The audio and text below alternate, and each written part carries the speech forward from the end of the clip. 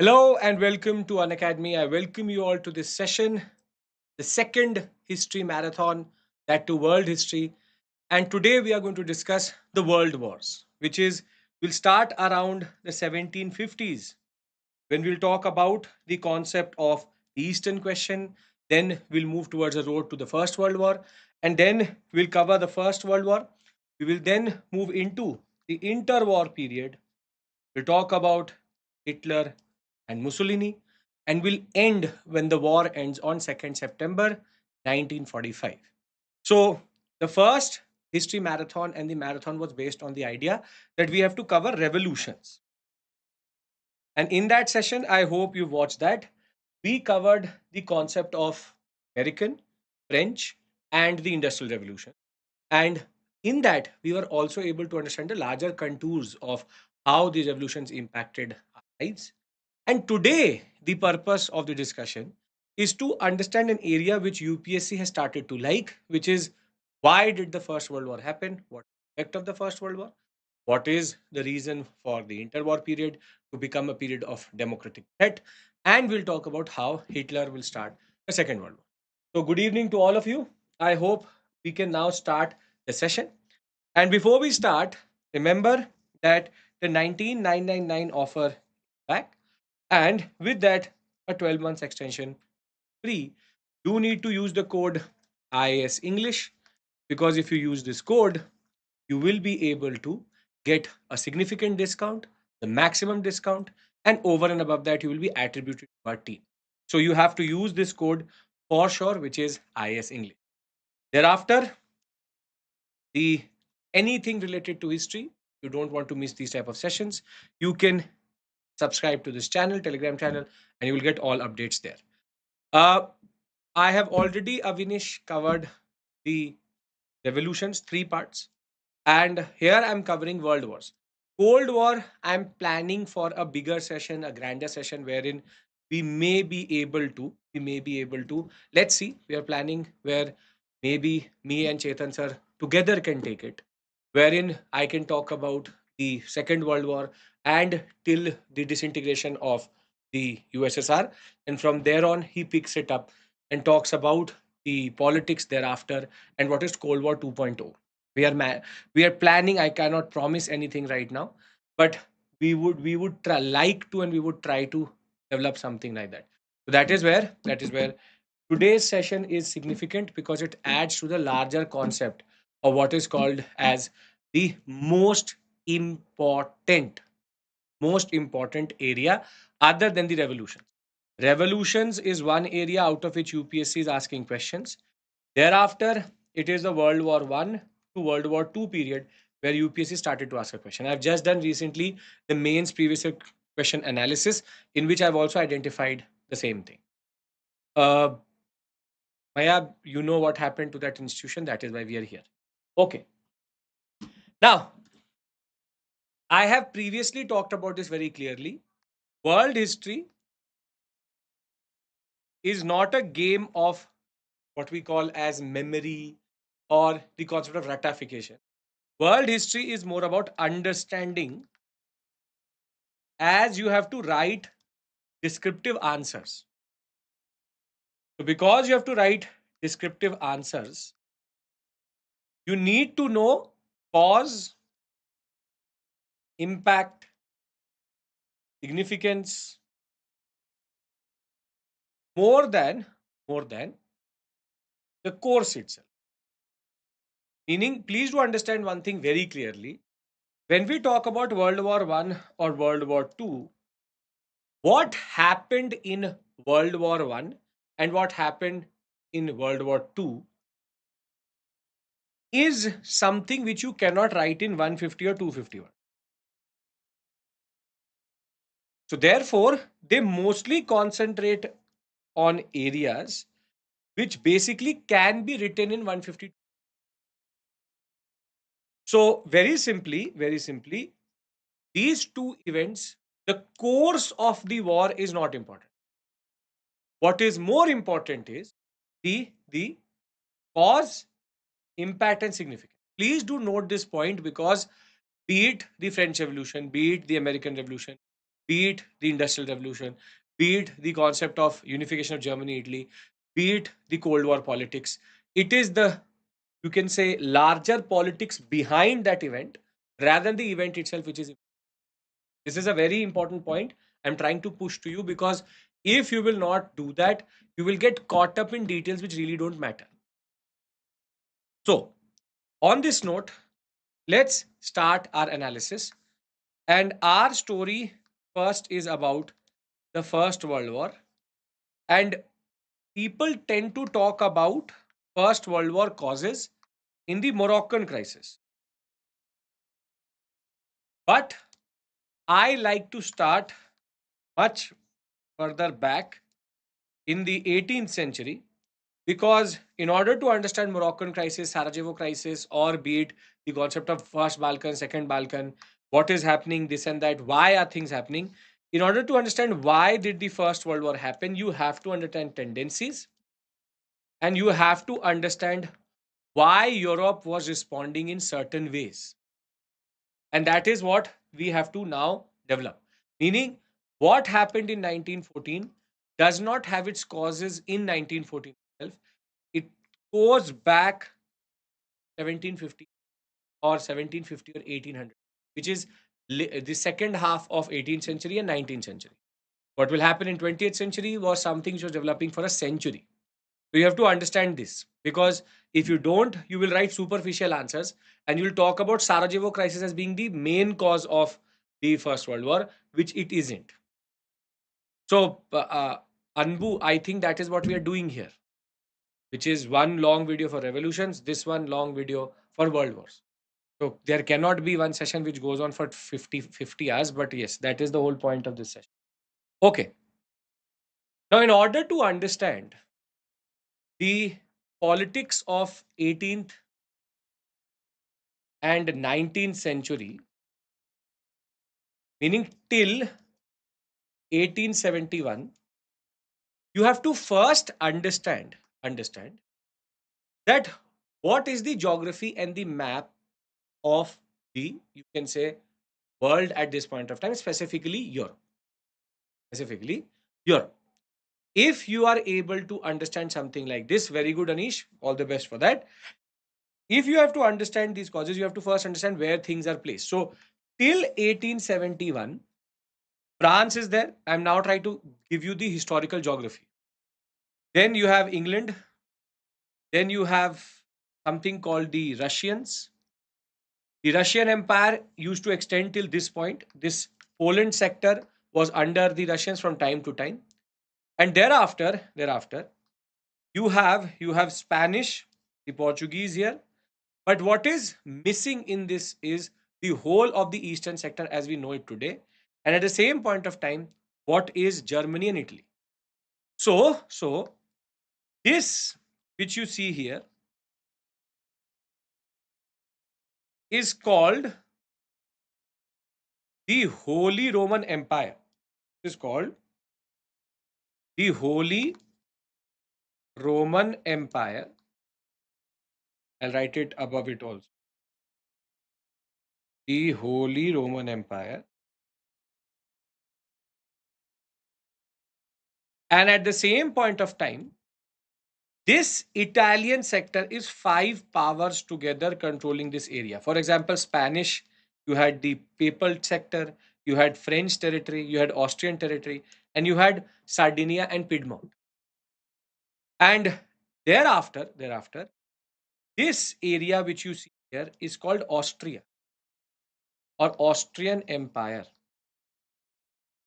This green sector which you see here is the Austrian Empire. The Holy Roman Empire was next to it, but from time to time, even the parts of Austrian Empire was shown in the Holy Roman Empire. And this is the biggest empire as of right now, which is called the Ottoman Empire. Yes, I have previously done a marathon on World War One, but I'm starting from World War One because if you don't take into that consideration, meaning most of you must have not seen that session, then in that case, what will happen is World War Two will not make sense. In order to make World War Two in a way better or to make it understandable, you have to make sure that you are going through World War One first. So Very simply, France, Spain, Portugal, Holy Roman Empire is this sector. Then you have the Austrian Empire. Then you have the Ottoman Empire. Then you have the Russian Empire. Together, this is the map of Europe. And it is only in 1871 that Germany will be unified by Bismarck and Italy will be unified by Cavour. And therefore, before 1871-70, there is no Germany, there's no Italy. Two very important actors in our story. But the idea is that this is the, you can say, very complex map of Central Europe, where you have the Holy Roman Empire, 319 small and big polities together, German speaking. And that is why this sector used to be, in a way, a little bit destabilized also. But our focus is not on the Holy Roman Empire, but on the Ottoman Empire. Now, as of 1800, as of 1800, let's go back 1 century more. As of 1700, the predominant power is the British or the French in that regard. But the biggest empire is of the Ottomans. The Ottoman Turks, who established their empire during the period of the Mughals itself, Ottomans, Safavids, and the Mughals, all three called gunpowder dynasties. Ottoman Turks used to control a very big empire, not in just one continent, but in three continents. They had one whole sector in the African sector. They used to also control parts of what is West Asia today. But the most dangerous but most strategically important sector which they hold is this. This is called the Eastern European sector of. This is the Eastern European sector of the Ottomans. Eastern European sector of the Ottomans. European sector of the Ottomans. Now, what is very interesting about the Ottomans is, as much as they held on to three different sectors, they did not choose to convert the population to Islam. Meaning, the core area remained Islamic, but in the eastern sector, they did not touch anyone. They just subordinated them and thereafter made them a part of the Ottoman Empire. They did not Ottomanize this sector. And if we look at the Balkan sector, it is very strategically located because, firstly, the Black Sea, and anybody who wants to enter into the Mediterranean, specifically the Russians, they have to go through the Ottoman sector. Second is, be it the Adriatic Sea, be it the Aegean Sea, the whole sector overlooks this. And the British will later establish the Suez Canal. The Suez Canal is also overlooked by the Balkan sector itself. And therefore, the importance of the Balkan sector is very strategically located. It is very strategically located. When it is strategically located, the Ottomans did control them, but they did not Ottomanize, which is convert them to Islam. So therefore, there were multiple ethnicities here, and those multiple ethnicities would include Serbs, would include Bulgarians, would include the Bosnians, would include the Greek, the Romanians, and one thing which is common to the Balkan sector is they all are Slavs. They are racially Slavs, but they are ethnically what is called as diverse. Slavs is the same identity as Russians. Russians are also Slavic, and they have similar, you can say, physical features, but ethnically they're very diverse.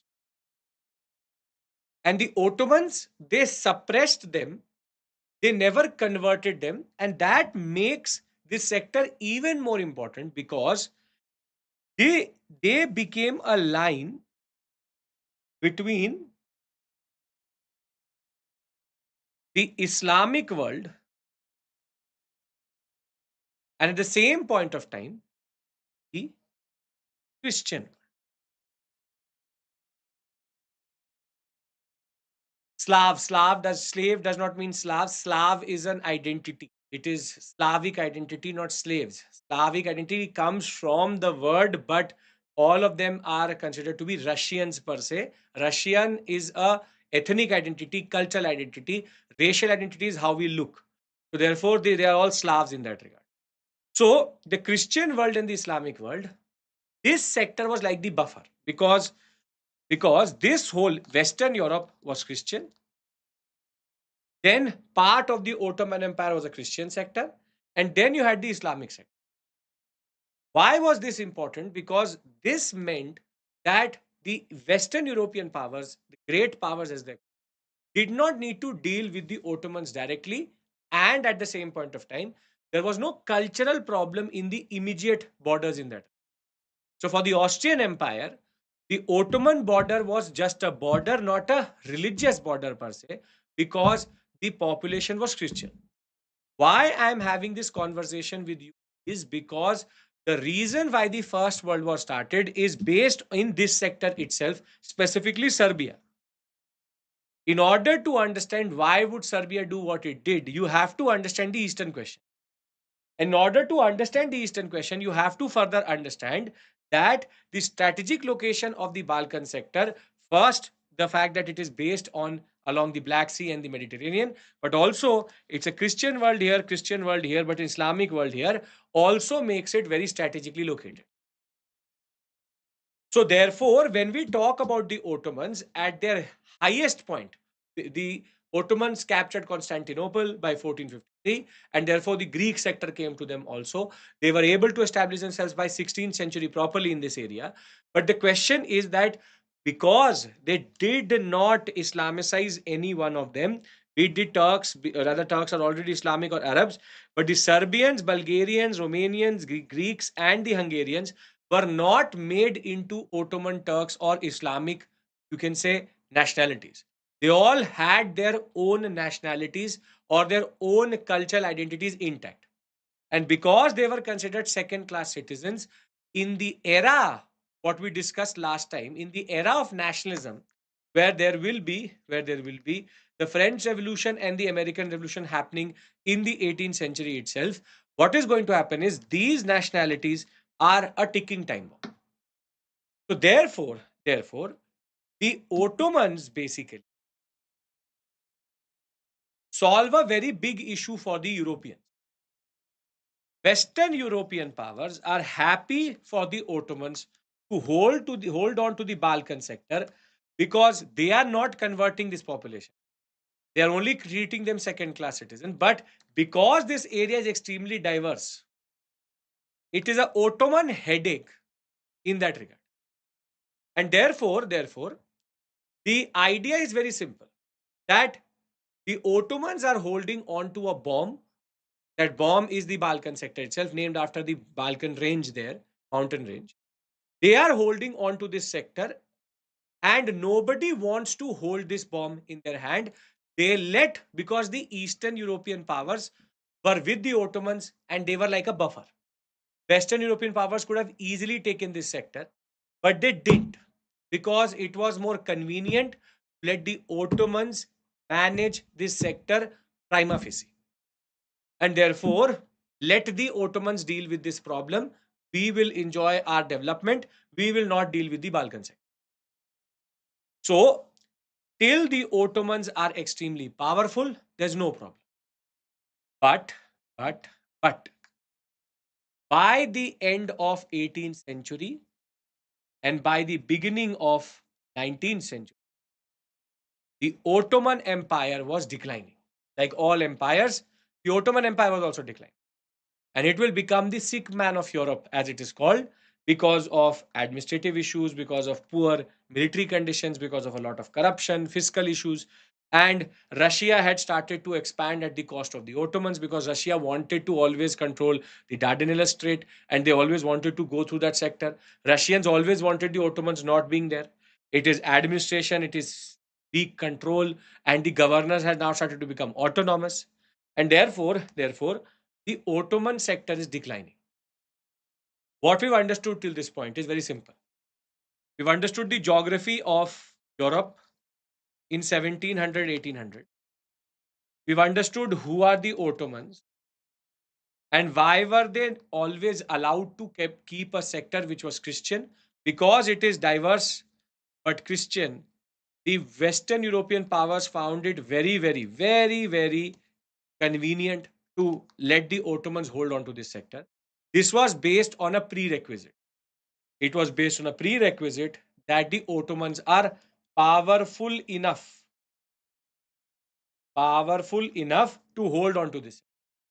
Now, 1776, 1789, and by 1800, the world was changing.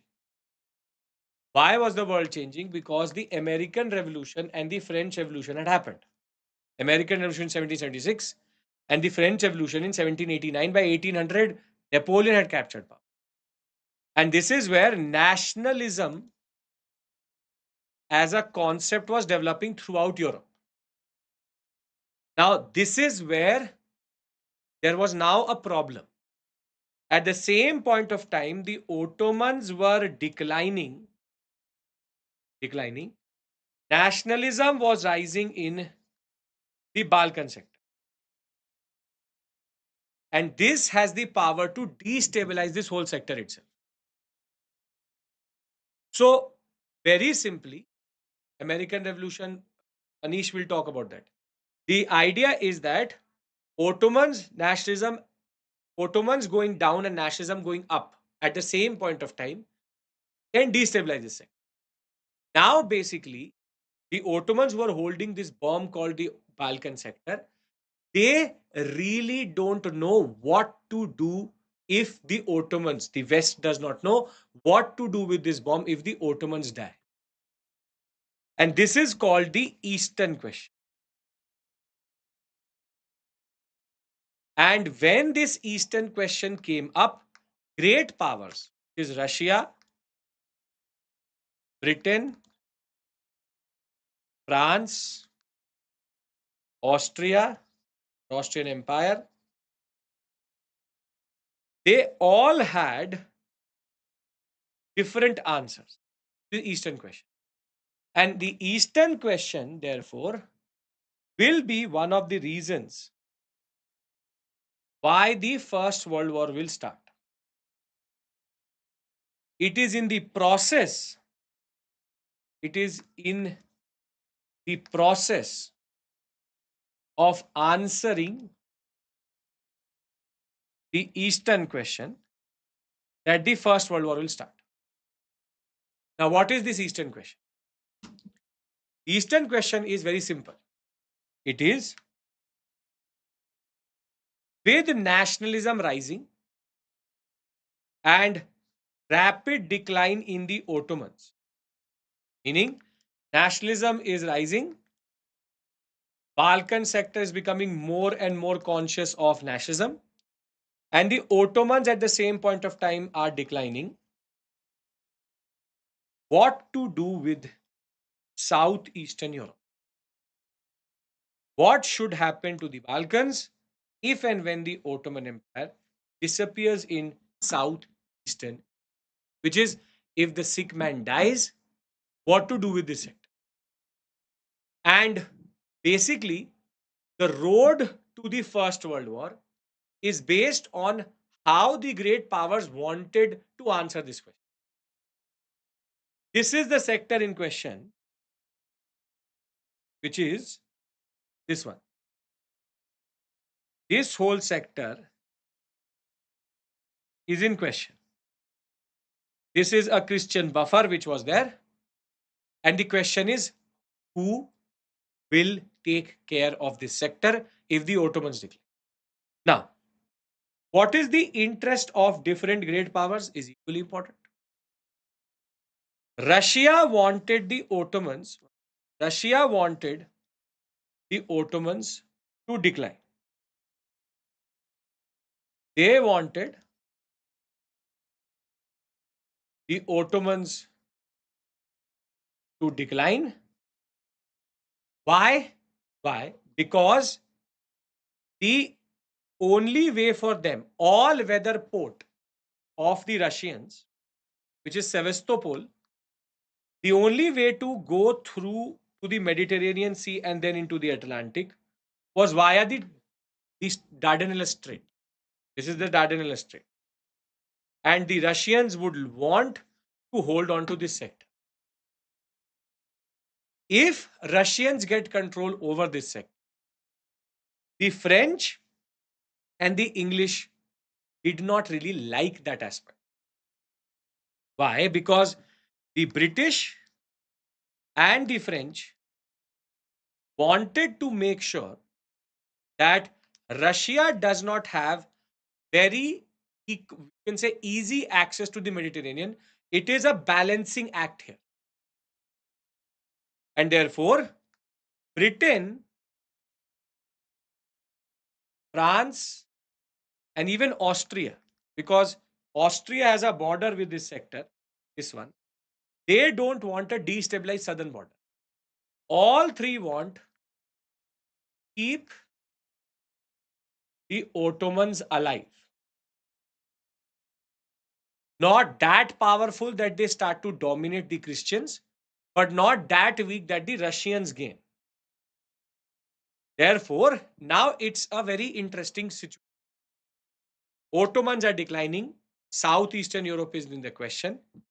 Now, if the minorities get independence, this Balkan sector gets independent, this area will get destabilized, and the actions in the Aegean Sea and the Mediterranean will result.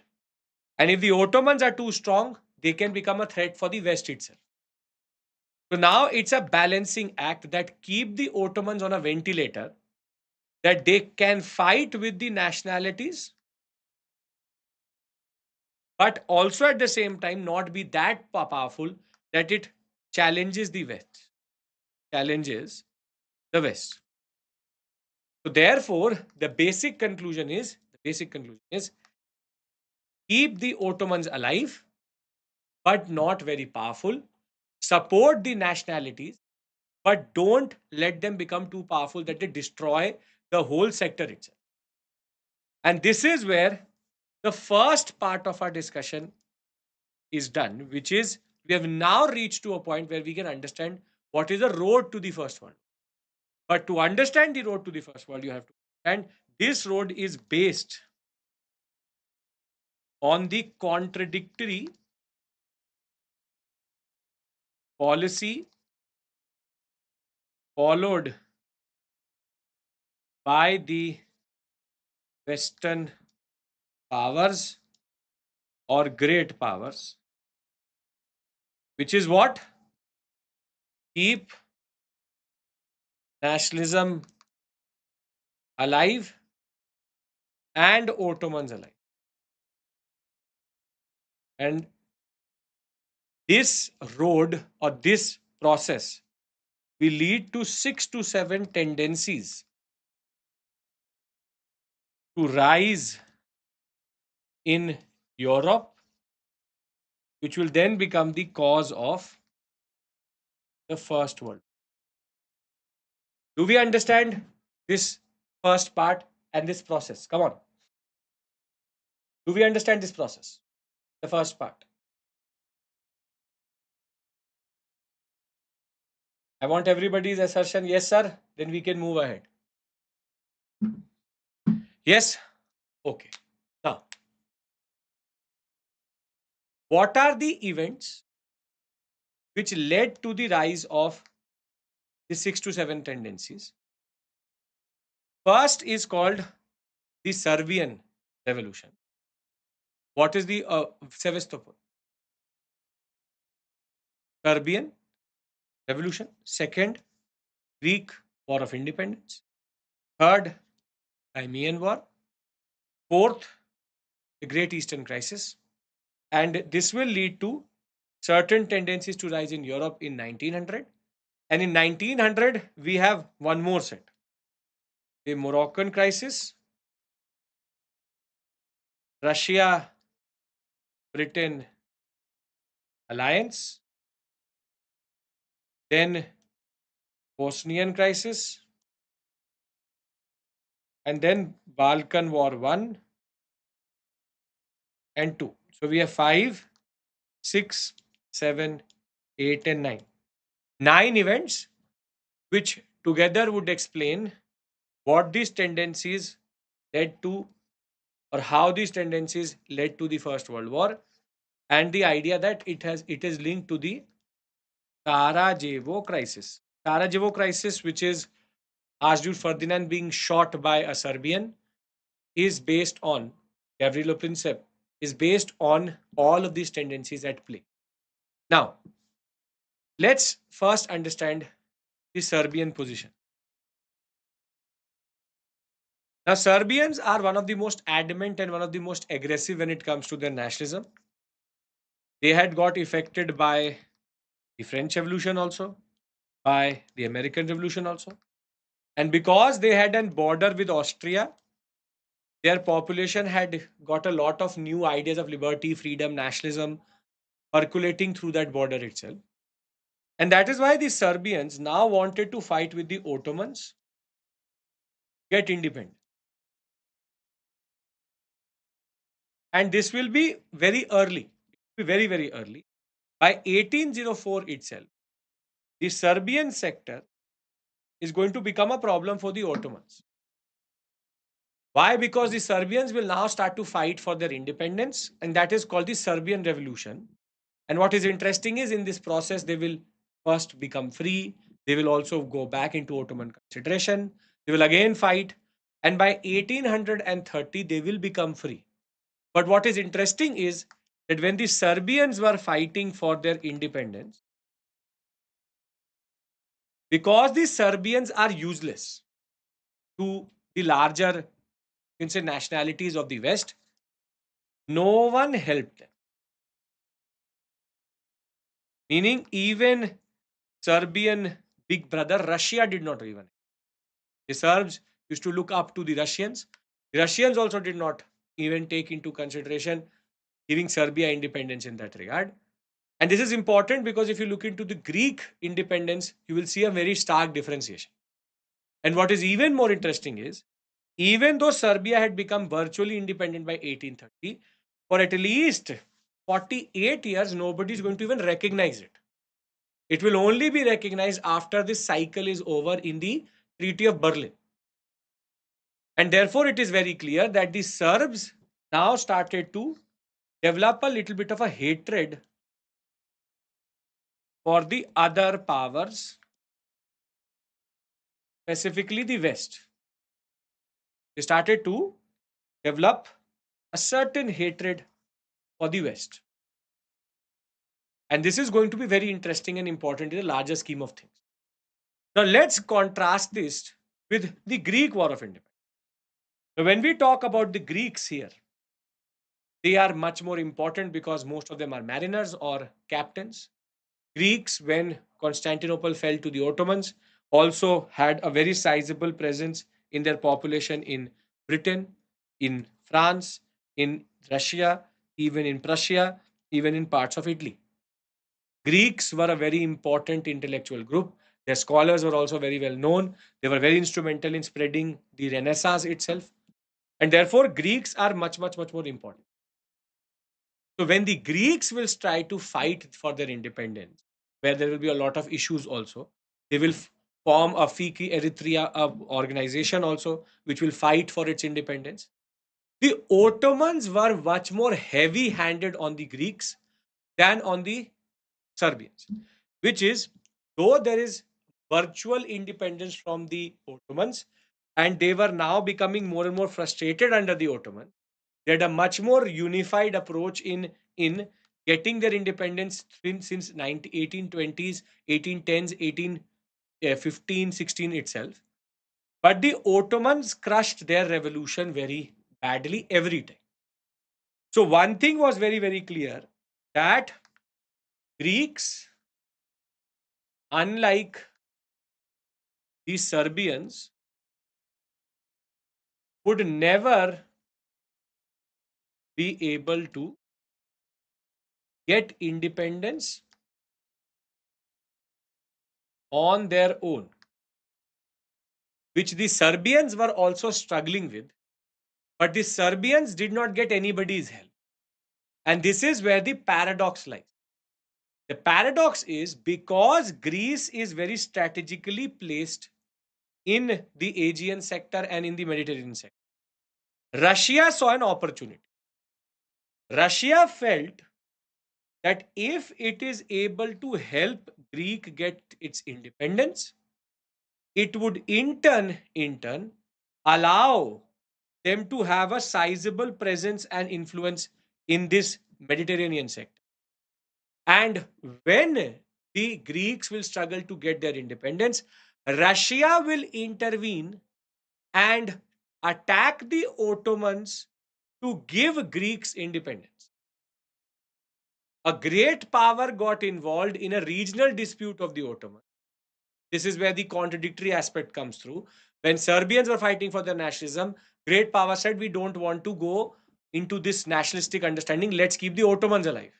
But when the Greeks were fighting for their independence, they wanted to give Greek independence because Ottomans had to be weakened. This is the contradictory answer to the Eastern question. As soon as Russia will get involved, Britain and France will also realize that if Russia gets influence in this sector, it will be detrimental to the freedom of the Mediterranean sector. It is a pure versus between these two. And this is where what is going to happen is as soon as the Ottomans will be attacked by the Russians, the British and the French will also get involved so as to get brownie points from the Ottomans, rather from the Greeks. The idea was undercut the Russian influence over the Greeks in that regard. Greece is this sector as we know today, but Greek is not a geographical but as ethnic and racial understanding, specifically more ethnic. So, this is where the story has a very interesting twist. And the twist is that Russians, British, and the French all will get involved in the Greek War of Independence, and the Greeks will be given independence on a platter, unlike the Serbians, who are not getting any help from great powers. The great powers are going to give Greece independence on a platter, and through the Treaty of Enderlo, they will even recognize the independence of the Greeks. Now, this creates a contrasting picture, which also tells us two tendencies which were developing in Europe. The two tendencies are very dangerous but equally important. See, the first tendency is that Serbians, we can say that the hatred developed among the Serbians because they were disappointed that no, yes. Serbians developed a hatred for the great powers as they did not help in independence. And the basic conclusion here is nationalism of Serbia is very aggressive and anti-West. Anti-West. This is the first tendency. Ottomans is the larger dynasty. Sultan is the Ottoman Sultan, like Akbar and Mughals. That is how it. Now, Greek War of Independence is Russia, Britain, and France all giving the Greeks independence. And what is the conclusion out of this whole story? Or the tendency which rises is great powers were getting involved in local or regional issues. Local was global. A very important point which you need to understand. I've already done that, Rajdeep. PSC mains previous year question analysis. I've already done that. Yesterday it was uploaded. So very simply, these are the two tendencies which come out of these two episodes. Anybody has any issue here? The two tendencies, Greek War of Independence and the concept of what is called as Serbian War of Independence. Yes? No issues? Very good. Now, let's try to understand and let's go further. Now, the next issue is between Russia and the Ottomans. And that is called the Crimean War. That is called the Crimean War.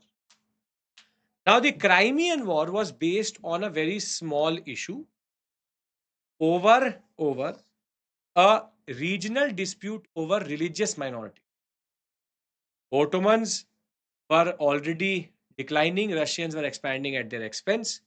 Britain and France wanted to, you can say, keep this balanced scale in place. However, the Palestinian sector, there were certain Christian minorities which the Ottomans wanted to put into the administration or at least the oversight of the church or the Christian church.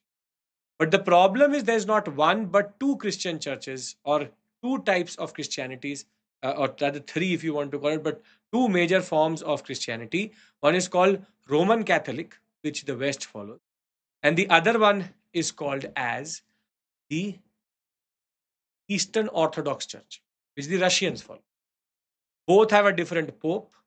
Both even follow different calendar, the Gregorian calendar and the concept of the Julian calendar. Now, very simply, the Ottomans wanted to place them under the right church. Now, the churches had come into you can say it was an agreement that half of these men and women will be given to the Eastern Orthodox Church. Half of the men and women will be given to the Roman Catholic Church as it is. But the protector of the Catholic Church is the French, and the protector of the Eastern Orthodox Church is the Russian Empire. And as soon as Tsar Nicholas I, who was the Tsar means the king, title taken by the Russian king, as soon as Tsar Nicholas I gets to know that there has been a compromise over the issue of minorities, he will say to the Ottomans to revise the treaty which was signed as a compromise. And now the Ottomans will be attacked by the Russians when they will refuse to revise the treaty with the French and the church itself. And this is where the Crimean War will start, and as soon as Russia will attack the Ottomans will get support from the British and the French. The same three powers which had fought with the Ottomans to get Greek independence, now the British and the French, in order to balance Russia, will now fight on the side of the Ottomans. And this war will end as soon as Britain will enter. Meaning, the Battle of Sinop will start where the Russians will enter into the Danube sector. Thereafter, the UK and the French press and public was still in a way neutral, but they wanted war also. As soon as the Russians will start to gain a lot of the sector of the Ottomans, the British and the French will enter. As soon as the British and French will enter, there will be the Treaty of Paris of 1856. And with this, the Russians will lose out in a very big way because it will ask for the demilitarization of the Black Sea, which is in the Black Sea, there can be no military ship.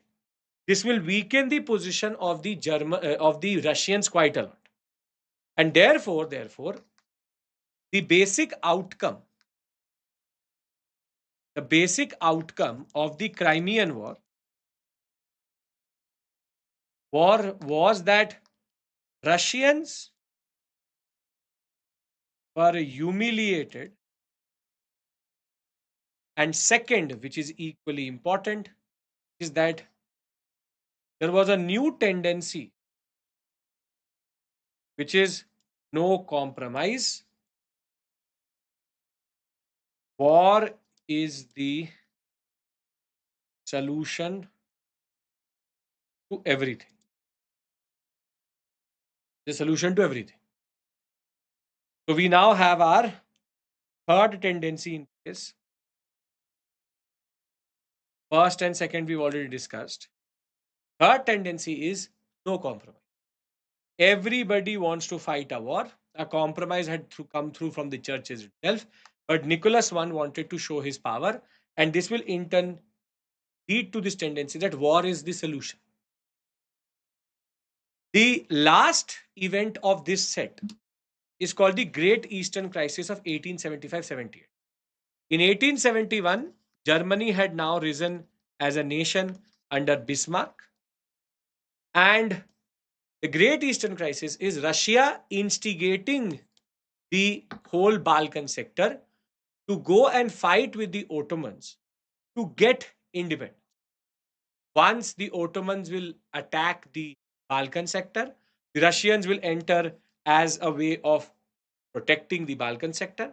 And even before anybody could get involved, the Russians even signed a treaty called the Treaty of San Stefano so that nobody could change it.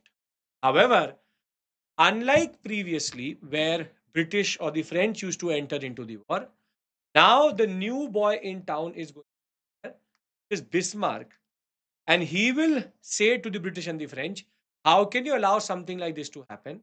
And now the treaty for the first time will not be signed in Paris, but in Berlin.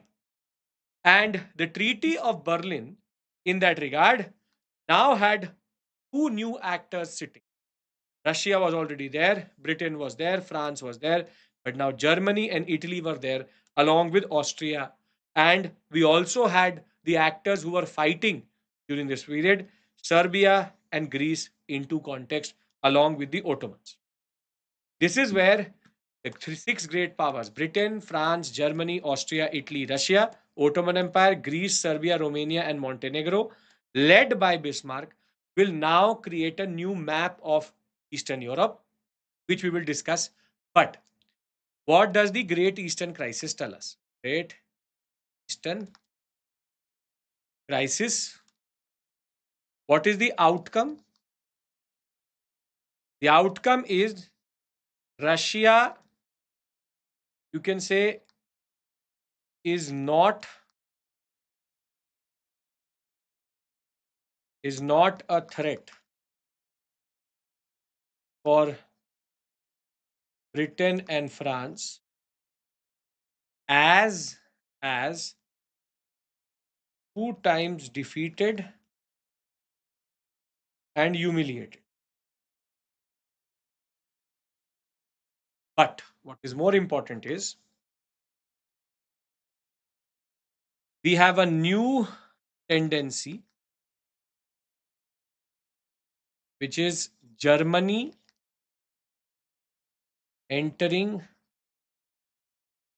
into world politics and is the new actor. The new actor. So the first set of, you can say, different actions which we've seen, or different, you can say, events which happened between 1800 and 1900, has brought in for us six rather not six but five tendencies, four and five tendencies, because he didn't want to compromise. Yes, that is the whole point. Islam. Now, before I move to the next set,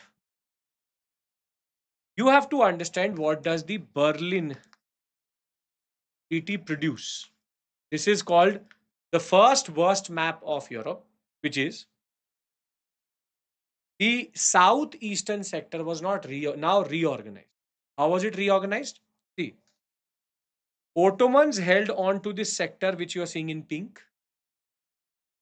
Greece now became one recognized sector. Serbia was again one more sector which was recognized as a nation.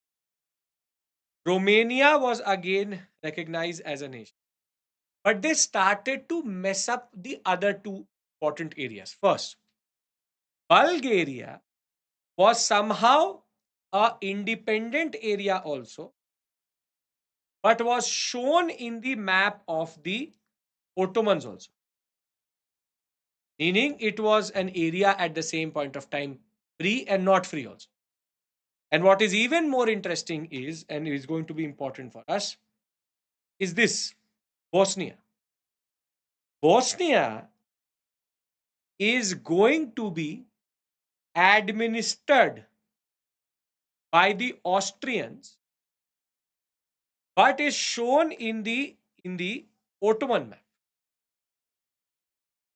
So Bosnia is an area which is administered by Austria, but is part of Ottomans.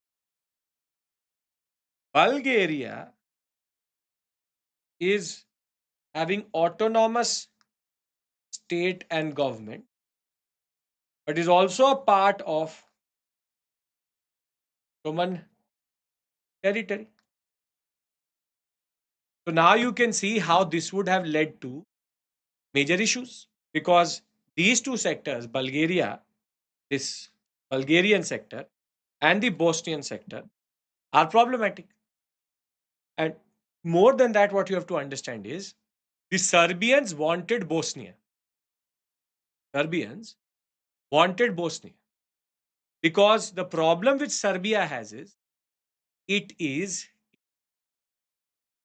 not having access to the seas. It does not have access to the seas.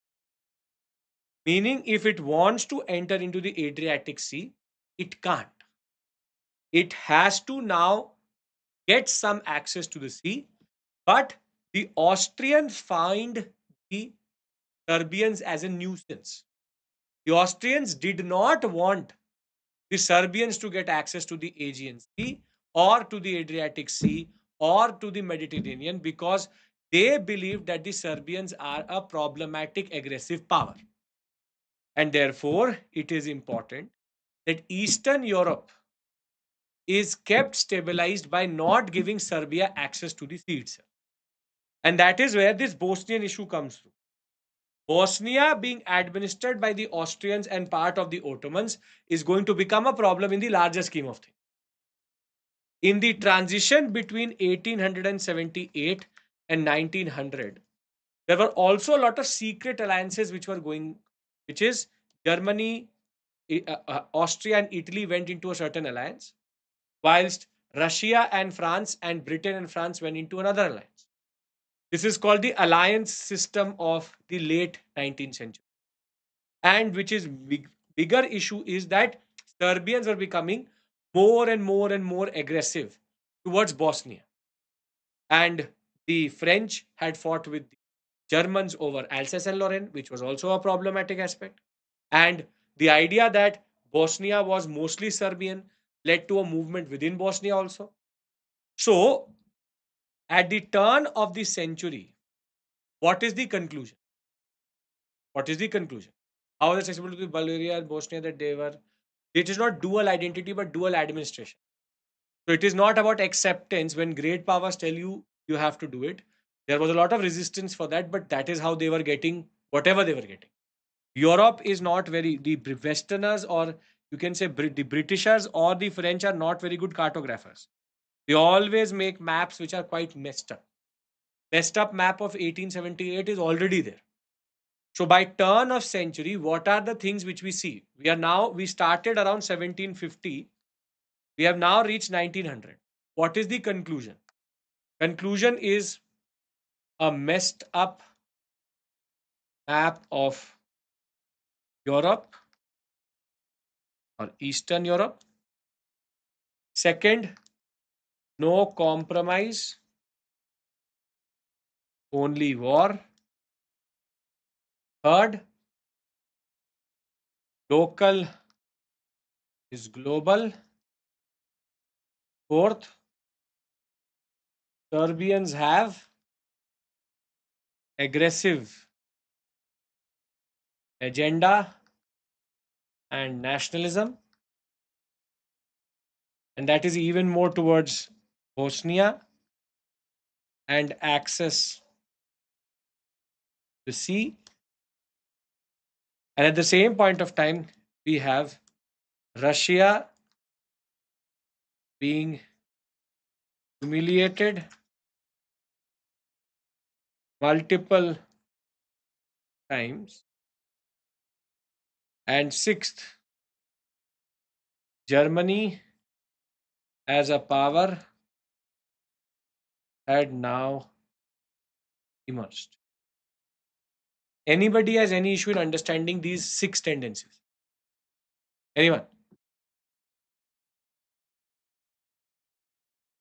Germany, that is Rahul Pandey next set.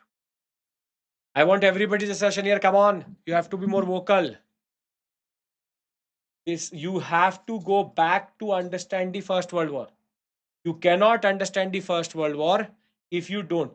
Germany got unified in 1871, and it will become, if this means, Shreya, you've not seen the video which we've discussed previously, the revolutions, Germany became a very quick industrial power and a very strong industrial power very quickly.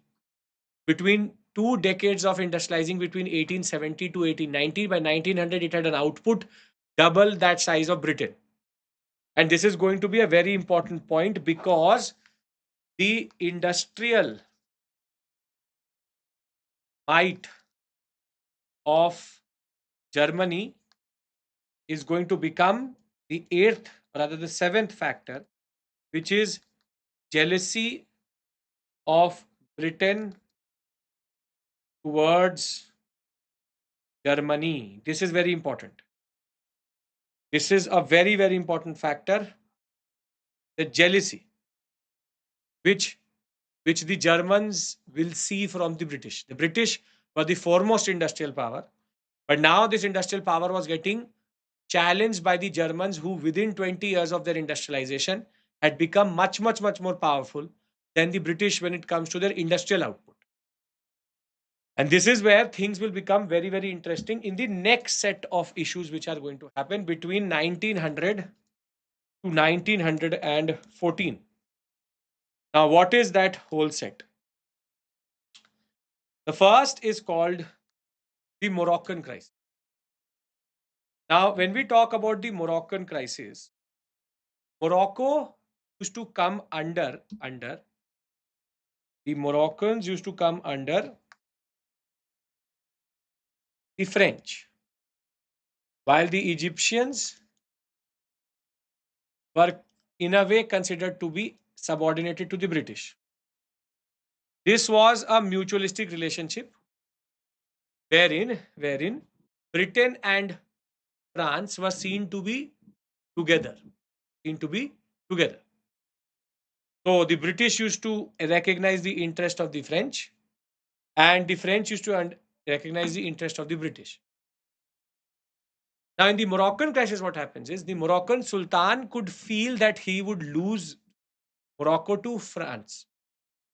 Therefore, what the Moroccan Sultan did was he sought help from Bismarck. No, rather not Bismarck, he sought help from the Germans. From the Germans. And the idea was that the Germans would protect the sovereignty of the Sultan over the French. And that is where a Berlin conference was called, and the Germans will say to everyone that the Moroccans are an ally of the Germans and their sovereignty is protected by the Germans. However, as soon as this conference will be over, the French will act quickly and take over the control over the police and the treasury, and the French will complete their colonization of Morocco. Now, this event is important because it is considered to be the the moment of German humiliation. German humiliation. Why is there German humiliation? Because Germany had said that nobody can touch the sovereignty of the Moroccans. But under the watchful eyes or the eyes of the Germans, Morocco was lost to France. So it is a pure diplomatic humiliation. And now Germany starts to develop anxiety. It has anxiety towards Britain and France. So it is at the same point of time also in a state of calamity because, or in a state of, you can say, humiliation, as much as it is anxious. And this anxiety will be increased when two enemies will come together because of the, you can say, background, what is called as the Russian uh, October Manifesto introduced by Nicholas II. Russia will become a constitutional monarchy, only in name. But now Britain and France will go into an alliance. Britain and France were already in an alliance, but now Russia will come into that context also. So Britain and Russia, two powers which were generally considered to be problematic and contradictory, have now come into focus. And this is where now you can see that there's a certain encircling which is happening. Russia, Britain, Britain, France, Russia. This is where diplomatic humiliation means that you say something and the power, someone else does something to humiliate your stance. We said we will not go for ceasefire, but then ceasefire happened. That is called diplomatic humiliation. So Britain, Russia, and France were now encircling Germany. And these two events are considered to be very significant because this will make the Germans very, very anxious, threatened, and in a way, a little bit more, you can say, in a space where it feels that it has to do something against the British. Thereafter, the Serbians will get clarity who to hate from the Bosnian crisis. So, if you remember, Bosnia was under the, the Austrian Empire, but Bosnia was shown in Ottoman maps. So, basically, the Ottomans will fight the Austrians over Bosnia, and Bosnia will be finally won by the Austrians, meaning the Austrians will add it both territorially and administratively into their areas. And this is where now Serbia has something to look forward to, who to hate in this story.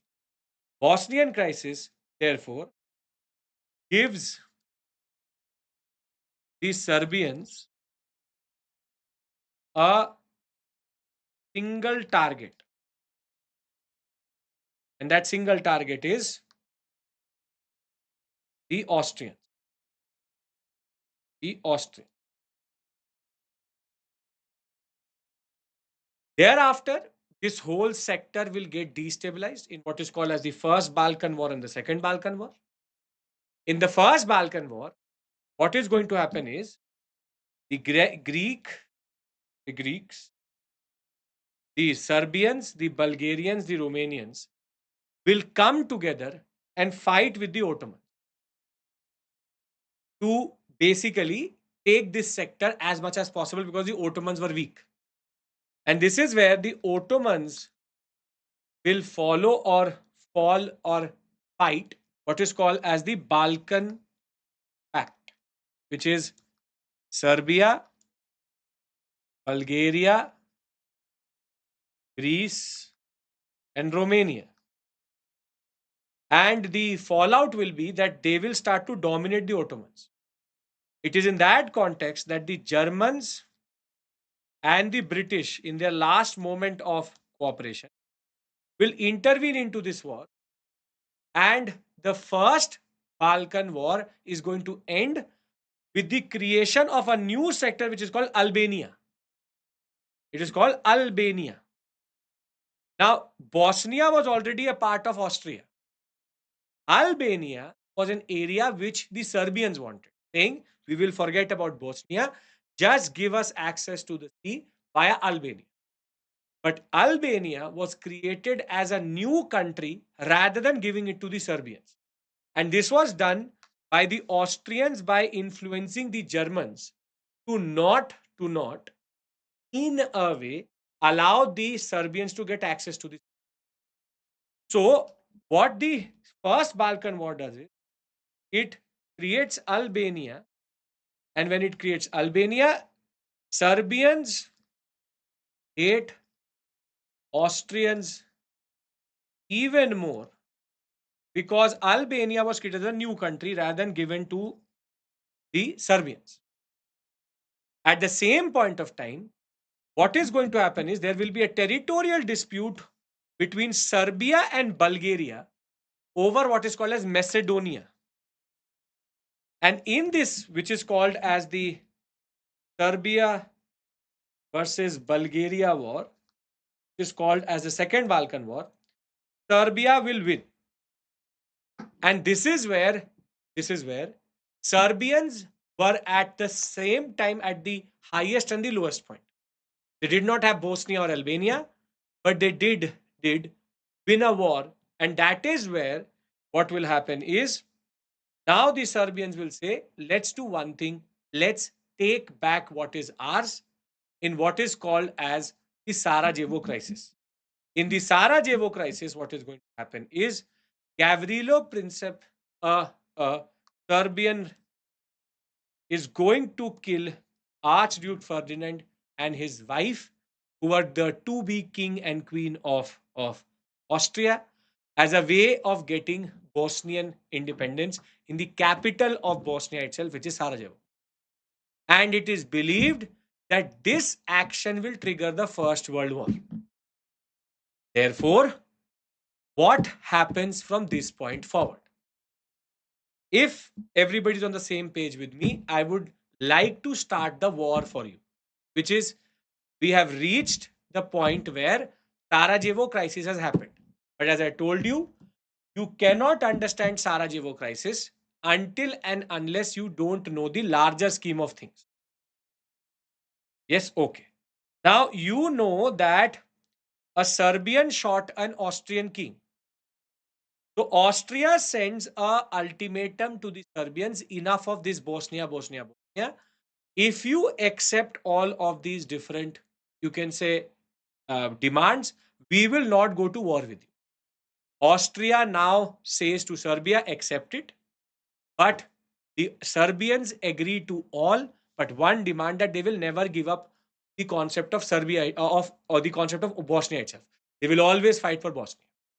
And this is where the first thing which will happen is that Austrians are going to attack the Serbians. Now, Serbians had no chance against the. So now the Serbians will look up to their Russian brother and say, somebody who had been humiliated twice, thrice, that please help me, oh Russia. Russia will, for the first time and maybe in the most foolish way, respond to the Serbian call and start to mobilize its army on its western border. When this mobilization will happen, Austria will say to Germany that there is mobilization on the Russian border. So, Germany, in solidarity with Austria, will say to Russia to stop the militarization and the military, you can say, build up on this line.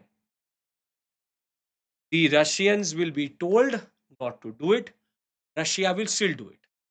And in this context, the Germans are going to attack. The second action is going to be the Germans are going to attack the Russians. When the Germans are going to attack Russia, now because Russia and France are in a pact, France will say, why are you fighting? This war is between Serbia and Austria. And Germany will attack France via Belgium. And when they will enter into Belgium, Belgium or Belgian sovereignty was protected by the British, and the British will attack the Germans. thereby starting the First World War. And therefore, the war was started by the Serbians, but in turn, Germany was fighting France, Britain, and Russia. And this is what is called as the 1914 beginning of the First World War. 1914, beginning of the First World War. Now, before we go into the course of the war, what led to the war? Do we understand till this point?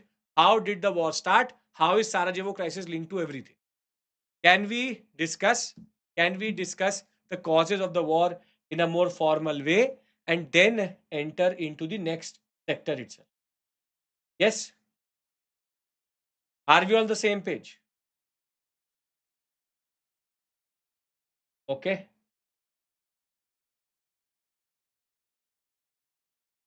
Yes, sir. Okay. Now, if there's a question, if there's a question on what are the causes of the First World War, you have to talk about the following tendencies. If you will not write these tendencies, you are writing an incomplete answer. First, rabid or rotten nationalism of the Serbians, greater Serbia issue, and the concept of Bosnia. In that regard, Bosnia, this will lead to the Sarajevo crisis. Second, Ajay, concentrate in class, please.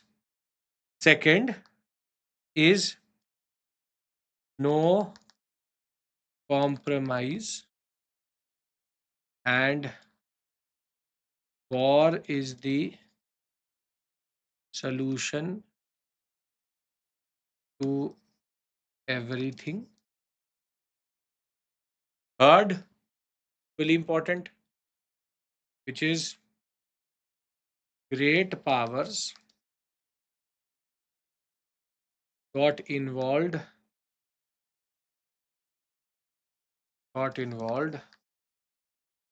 in local issues or regional issues. And you can see no compromise will be Germany, France, Russia, Britain all fighting. At the same point of time, this is going to be how Russia got involved in the war of Serbia. It had no place to be. This is the outcome of this.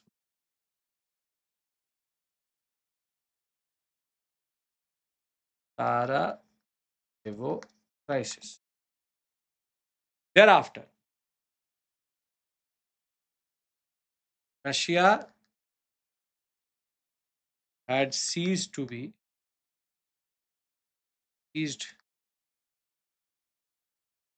a threat. The British French that transpires into Russo-British alliance, which is helped in encircling the Germans. And thereafter, you have Germany rising as an industrial giant. This leads to naval, economic, political rivalry with Britain. Thereafter, we have sixth, messed up map of Europe. Seventh is the Balkan sector nationalism was kept alive via Western help. I hope now you understand how all of these tendencies have a factor or have a certain part to play in the causes of the war. Meaning, this whole sequence of events which happened here would not have happened. Germany would not have responded irrationally. Russia would not have got involved in a Serbian issue. The British and the French would not have got involved in this issue if all of these tendencies were not, in a way, in play in the European sector. Add to it the alliance system created more and more suspicion. Rabid nationalism, which I've discussed, which was spreading everywhere. Italy wanted Trinotrist from Austria. France wanted Alsace and Lorraine from Germans. Serbia wanted Greater Serbia. Polish wanted independence from the Russians. And the Balkan sector had become a hotbed for nationalism. Thereafter, the press was also a nationalistic press. It was a press which was trying to push for wars, not trying to go for compromises. There was no conciliatory approach which could be taken. Then comes rivalries. Colonial rivalry between Germany and France and Britain, the naval race between Germany and Britain, the economic rivalry between Germany and Britain, which is jealousy of the Germans, jealousy of the British towards the Germans. All will contribute to now a naval battle between the dreadnought ships, which the British had introduced. The first type of ships which were made out of steel were purely armored and very, very comprehensively made. And these dreadnought ships will then be challenged by the U boats of the Germans, and the naval rivalry will intensify such that the rivalries which were already there will become even more pronounced. There was a rivalry between Austria and Serbia over Bosnia. Russia supported the Serbians, which is very, very interesting. Germany supported Austria, which is again something very interesting. And there will be a whole miscalculation. Austria Germany never thought that Russia would support Serbia. Germany never thought that the war is going to become so big. Germany and Russia did not think that it would lead to war itself in this level. And Germany thought that Belgium neutrality will be ignored by the British. And this is where the war is going to now become a war which is going to go out of hand very quickly. So, as I said, if all causes are brought together, it is a very irrational way in which the whole war started, sometimes comical, but the idea is everybody was on the edge because they wanted something out of this whole concept. Why Serbia is called Greater Serbia? Greater Serbia concept is Serbia plus Bosnia or Serbia plus Albania.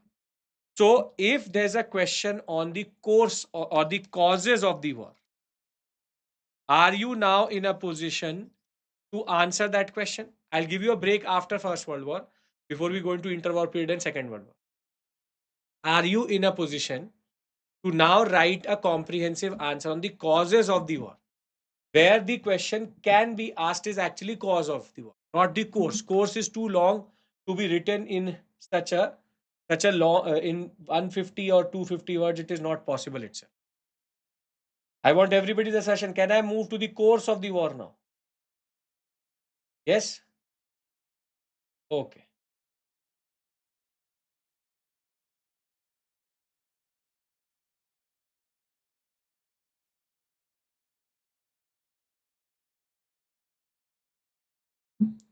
Okay. Now, everybody's on the same page. Yes, yes.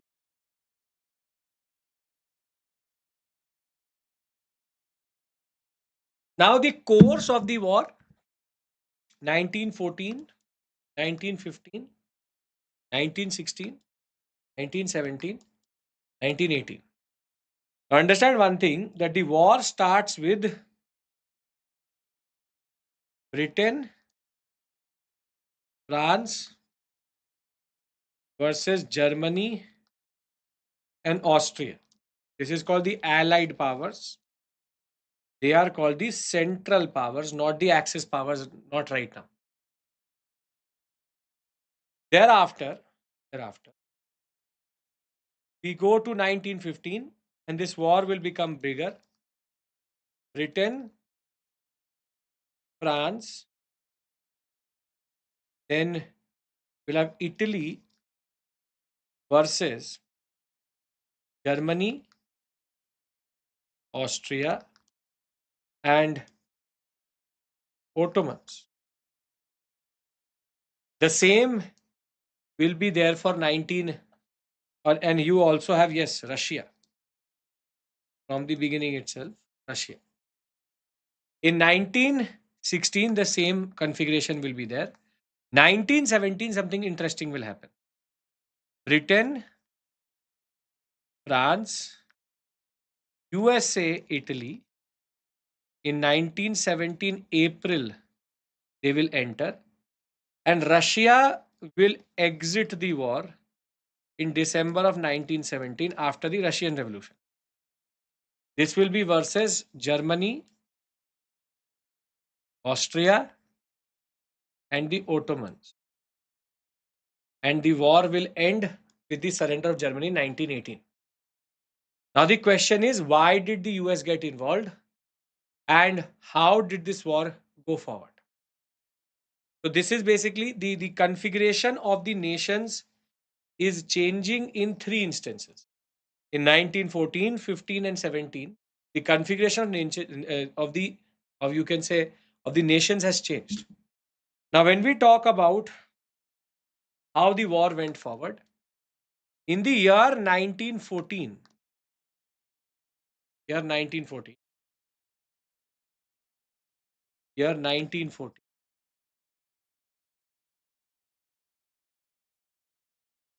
1914, Germany was now fighting a two-fronted attack or fighting a war on two fronts. This is called the Eastern Front and this is called the Western Front. Now, Germany went into Belgium, went into France. They were able to breach into France. They did not go via Alsace and Lorraine. This is the Alsace and Lorraine sector. But the French were able to push back the Germans with the help of the British. And within 4 to 5 months of this war, this line is going to become a stalemate. Stalemate means that nobody is winning, nobody is losing. It was a warfare, French warfare, French warfare. Trench warfare is when you basically create trenches on the line and you have men holding on to these trenches. This is no man's land, and and you have lines, meaning you have these trenches which basically hold. This is an aerial view. This is a cross sectional view. Trenches are very difficult to breach and very slow warfare in that. So 1914, this line becomes a stalemate. However, initially the Russians will be able to enter into Austria and into Germany because they had already mobilized. But the Germans will very quickly push back in both sectors. But in the Eastern Front, this line will keep on changing. This line will keep on changing. And this is why Germany was interested in this war. Because on the Eastern Front, Germany was getting little bit of successes. It was going forward. It was going backward. Switzerland was not touched in either wars. Was not touched. Just trying to show you that line in that regard. Switzerland was not touched. It was the banker for everyone. Everybody needs money. So this line, either it moved forward or backward, but the war had now become more or less a stalemate on the western sector some wins for the Germans on the eastern side. That is why in 1915, Britain and France will ask the Italians, saying that you wanted something from Austria, which is called the Trino Trist area, which is here. The Italians will be asked by Britain and France in the end of 1914, early 1915, that why don't you join this war? And Italy is going to attack the Austrian Hungarian Empire and create a new front, which is called the Southern Front. And therefore, now Italy had also entered into this. But because Italy had entered into this war, the Germans had to find a way to make the Russians weak in this war. And that is why Germany is going to seek the support of the Ottomans. And the Ottomans will enter the war. And their task was only one thing: hold on to this strait, which is called the Dardanelles Strait, and do not allow the, the Russians to enter into the Mediterranean Sea, which they did well. Other than that, the Ottomans are more or less useless. So you can see that by 1914-15, things were becoming interesting, but territorial warfare was slow and very, very simply based on stalemates. Nobody was going nowhere. And this is where in 1915-16, the war will shift the high seas into the naval sector. Here, there was one nation which was profiteering from this war, which is the United States.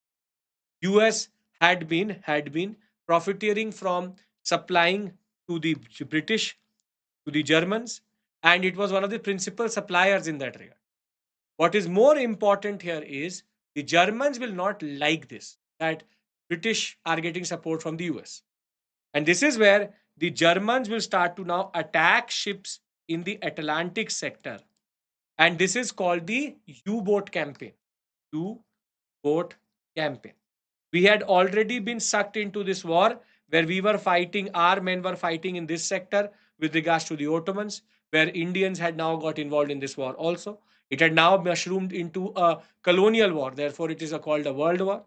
And in the U-boat campaign, United States will lose two ships, Lusitania, Lusitania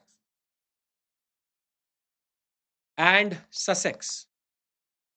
In this, not just British, you can say American men or you can say soldiers will die, but rather American civilians will also die. But still, the Americans did not want to enter this war. They just wanted to profiteer from this war. But what will change in 1917 is called the Zimmermann Plan. The Zimmermann Plan, which is Zimmermann Plan, wherein there will be a telegraph which will be sent from the Germans, intercepted by the British, to the to the Mexicans, to the Mexicans, to Mexico, that Mexico or the ruler of Mexico, the dictator of Mexico, should attack the Texas sector of the Americans so that the war can mushroom to this new continent itself. And this is where what happens is Mexico was being asked attack from this area. Zimmermann was the foreign defense minister of the Germans. And once the Mexican angles comes where the Germans wanted, they were saying to the Americans, you're enjoying this session, this World War One too much and profiteering. But the reason for that is because the war is not on your own soil. And that war was being brought into the American sector via the Zimmermann plan. As soon as the Zimmermann plan will come into context, the Americans will enter the war. Americans were very fresh. In 1917, April, Americans will enter the war. But at the same point of time, Russia would be going through its February and October revolution of 1917, which is called the Russian Revolution. First, it will become a republic. Then it will go into the hands of Lenin, which is called the Bolshevik Revolution. And the USSR was now going to be formed by 1925. But the idea was in December of 1917, Russia will exit this war. Russia will exit this war because that was the biggest demand of the Bolsheviks. Now, why is the Russian Revolution important? Because Russian Revolution created a new ideology and concept in the world itself, which is called socialism being now becoming a reality of what Marx had said was now in context, which is a socialist, a union of Soviet socialist republics was now into context. And this is where now a new fear will come up, which is called the concept of socialism, which was going to destroy capitalism. The idea that capitalism is inherently very, very, very destructive, very exploitative. Let socialism come through, which is based on equality. And therefore, as soon as the Americans will enter, Russians will exit. Russians will pay a cost because Russia was now a new concept itself for the British and the French. But the fear of socialism and Bolshevism is going to make the West get involved in what is called as the Russian Civil War between 1917 to 1924. And the fear of socialism will also make the Britishers and the French sign a very bad treaty with the Russians, what is called as the Treaty of Versailles. But as soon as the Americans will enter, fresh soldiers, new power, there was no chance that the Germans would win. Germans had one front gone, but the other front had become strengthened. Once that will happen, there will be a push which will come from the British and the Americans together. And in 1817, in a railway carriage near Paris, the Germans will surrender to the British and the French, and the First World War will be over. So, from the Western Front, where there will be a stalemate very quickly, to the Eastern Front, where there will be a little bit of success to the Russians, to the Germans, which will keep them, in a way, engaged in this war, to 1915, where Dardanelles Strait and the Ottomans and the Italians come into context, to the point where we have naval power and the U-boats becoming very important, the precursors to the submarines, and the U-boat campaign against the Americans will start at this point, to the point that Zimmerman will try to export this war to the American continent.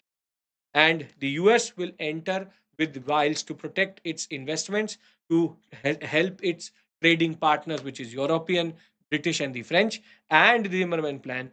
Russia will withdraw, America will enter, and in 1918, the spring push of the Germans will be a failure. And on 11th November 1918, the war will be over with Germany surrendering. Germany had too much to manage on two fronts. It had not good, you can say, allies in that regard. Further, it was fighting a war on multiple fronts, which is never good in the war. And this is where this war will tell us how wars had changed forever. It had become a world war, a total war where everybody was involved.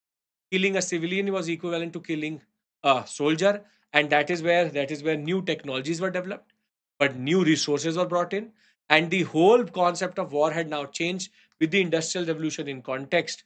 The idea was nobody wanted to compromise, and killing of people at the mass scale was considered to be something very good. And this is where the impact of this war is going to be equally big. With casualty, 3 crore people had died in the First World War because of the weapons of mass destruction which were used at this point of time. For example, in Russia, 12 million, 1.2 crore men had been mobilized. Close to 90 lakh were either dead or injured. Germany, same story, 10, 11 million, and close to 7 million dead. And if you look at the whole scale, 3 crore people had now got either killed or got wounded in this war, a scale which was never seen previously. In this war, there will be a political impact which I'm going to talk about, which is nothing but the Second World War itself, with also the concept of changes in regime, which we'll talk about in the Treaty of Versailles. But the economic impact was such that only one nation came out on top, which is the Americans. It is only the Americans which saw any form of good growth, meaning any form of positive growth was from the part of the Americans itself. Americans only saw good, you can say, positive growth. Everywhere else, there was depopulation, there was hyperinflation, there was GDP contraction, there was a lot of debt which was there. And the socially people started to disbelieve in God. They said, if God is there, why is there so much war? Atheism started to rise. 8.5 million people dead in Europe specifically. If we add everything together, it becomes 3 crore. Anti-war feeling was very, very high. And over above that, the worst treaty of the century was signed, which is called the Treaty of Versailles or Versailles. Treaty of Versailles is considered to be the worst treaty because it is going to be the first reason for the Second World War to happen. It created the context where it became inevitable that the Second World War would happen. Worst of the worst. Why? See, Britain, France, America had different agendas. America fought this war, went into isolationism. 14 points from Woodrow Wilson will talk about how suspicion should not be there in the society itself. Britain and France had different understanding. France wanted Germany to be destroyed, but Britain wanted Germany to be humiliated. That is the jealousy which came out, and money to be taken out from the Germans. This is where the worst treaty was signed on 28th June 1919, wherein the Germans will lose multiple, half of Germany's territory was taken, Alsace and Lorraine given back to France, the Schleswig sector given to the Denmark sector, Prussia and the Prussian sector was taken out. The Prussian sector was taken out, and Poland was created as a new nation. USSR also had to give up certain parts of Poland. Poland was created by creating two parts, one taken from USSR or Russia, another taken from Germany. The Saar region, which is the most resource rich, was now for the League of Nations to exploit. Now, Austria and Germany could never come together, which is called Anschluss. Further, demilitarization of the Germans at a huge scale. Over and above that, who was responsible for this war? Not Serbia, but Germany. War guilt clause was fixed on the Germans, and a reparation, which is a compensation to the victors by the Germans, was fixed at 6,600 million pounds at that point of time. And the idea was this has to be paid in installments. That is why Germany was kept alive, so that it could pay this money to the British and the French, who are also in a lot of debt from the Americans. The League of Nations was formed, one of the most useless organizations. Germany was not a part of it, Russia was not a part of it, and by the time they will be added, it will be too late. And therefore, the biggest fallout, which is Treaty of Versailles, if it is the reason for the Second World War, the second reason for the Treaty of the Second World War is this messed up map which the Treaty of Versailles created. Wherein now Germany had been contracted, Germany had become a small sector. But what it did was it created multiple countries which were too fragile. Czechoslovakia, Hungary, Transylvania, Galicia, and Austria. Serbia was made to pay for this war via the concept of being added into what is called as the Kingdom of Slovenes, Serbs, Croats, and Slovenes. Later, it will become what is called as Yugoslavia. But when we come back from the break, what we will discuss is how, firstly, the formation of the USSR and socialism played a role along with the Treaty of Versailles and the other factors in Central Europe for the Second World War to be there with regards to Great Depression also. So now we are moving out of this sector into what is called as the interwar period and the rise of Nazism and Fascism between 1920 to 1939. So we have already seen why the Treaty of Versailles is a problem, and we will also see we have also seen the second factor, which is a messed up map of Europe. The third is rise of socialism. Socialism as a concept existed within Marx's understanding. It was given expression by Lenin and later Stalin, never purely socialistic, but rise of socialism as an idea. As an idea had become very important, and there is something called the spread of socialism. When we come back from the break, your First World War and its fallout is over. We will come back, we'll talk about rise of socialism, the concept of Nazism, fascism, the concept of Great Depression, And then we'll talk about what happened in Italy that led to the rise of Mussolini, what happened in Germany that led to the rise of Hitler, and then we will come to the causes, and then we'll talk about the Second World.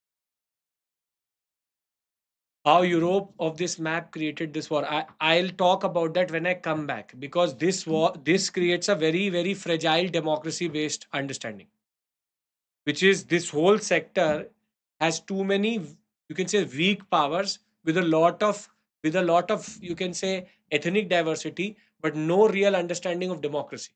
So I'll tell you how each of these factors are going to help in creating the war itself, which is called the Second World War. Right? So let's take a break, and let's come back by come back at 10 o'clock, and it will take us 1.5 hours to cover the next sector. So we will be break is till 10 p.m. Please have your dinner if you need to, and we will then go into the last set of discussion. We are done with 50% of the story. We have to go for the next 50. Right? So thank you. I will see you at 10 p.m. Take care.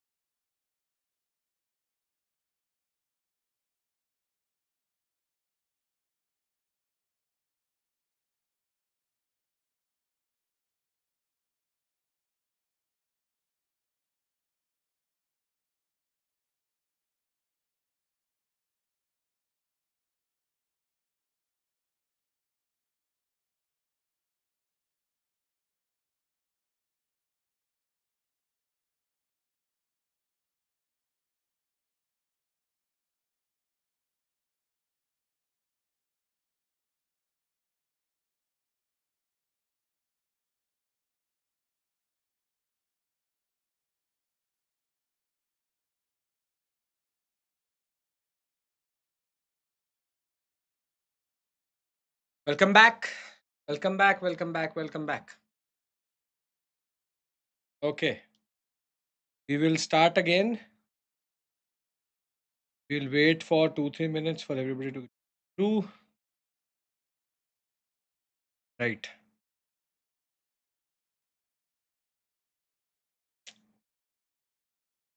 Okay.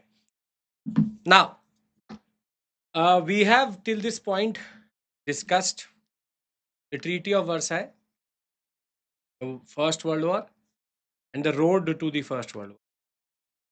Now we basically move towards the road to the Second World War. And if we talk about why seen growth in US, because US was the only one who was the biggest creditor to the whole world at this point. It had given loans to everybody during the war. Okay. Now, if we talk about the causes of the second Second World War, the following are the causes of the Second World War. First, rise of socialism as a concept. This fear was very, very important because this led to capitalists to recruit Hitler and Mussolini to protect capitalism.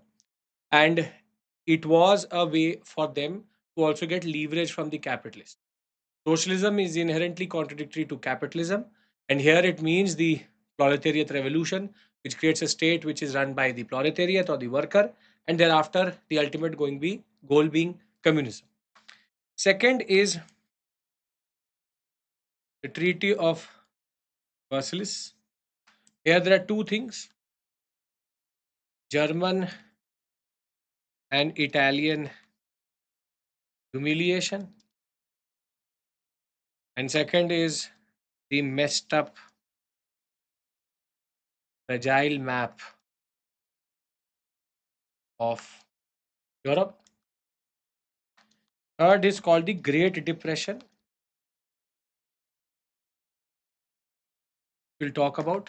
Fourth is rise of fascism, Nazism, and fifth is based on the concept of Hitler's actions in 1937 39. Together, all of these factors will in turn lead to the war to start, and this is all the context. Now, the first is socialism. Karl Marx had talked about socialistic understanding, wherein capitalism would lead to the workers to be united via their shared level of exploitation, which is the workers of the world will unite, which in turn lead to the socialistic revolution, and socialism will lead to the concept of communism. That's why there were two types of parties which were emerging, and they were very popular across Europe also at this point of time: socialist parties and communist parties. One saying that we need to bring democratic change and slow change, but change overthrowing the concept of the what we call as the capitalistic order. Communists wanted to capture power and remove everything, cashless society, which is the utopian vision of Marxian understanding generally. Now, this under Stalin was spreading from 1925 onwards to the concept of what is called as Comintern's, communist internationals, or even parties were being funded by Stalin itself. And this will create a fear amongst the different capitalistic, you can say, players in Italy, Germany, Britain, France, everywhere, that the socialist order is coming through, and socialism will in turn lead to what is called as the idea of capitalism to go out of the picture. Ottomans will be dismembered, and that is where the Khilafat movement comes through, and the Treaty of Sevres will be signed, which later will lead to Kamal Pasha coming in Turkey and making it a secular state.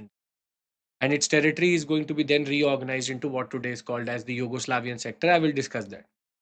Thereafter, when we talk about the Treaty of Versailles, we talked about the humiliation. Treaty of Versailles created what is called as a messed up map of fragile democracies.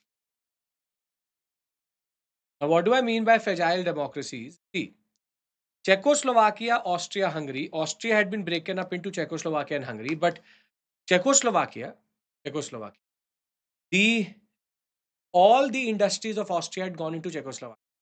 Hungary and Austria were mostly agrarian and in a famine-like situation. All three democratic, and only Czechoslovakia will remain as a democratic nation in the larger concept. Poland will be created by half German territory, half of the USSR territory. Lithuania, Latvia, Estonia, and Finland were also created, taken out from the Soviet Union itself. But the problem starts here. For example, this whole sector is called as the part of this larger concept, which is Yugoslavia.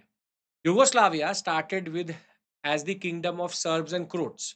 But the idea is the Croatians and the Serbians were under the same administration. Administrative power was given to the Serbians, and there was a revolution which started by the Croatians, which in turn led to a dictator capturing power, and Yugoslavia started as a democracy, ended up as a dictatorship. Same way, we will see dictatorships rising through small sectors wherever there was a lot of diversity. Diversity was not very well managed, and democracy is not very good in this sector when they have no idea how democracy works, and minorities are given power or majority is given power.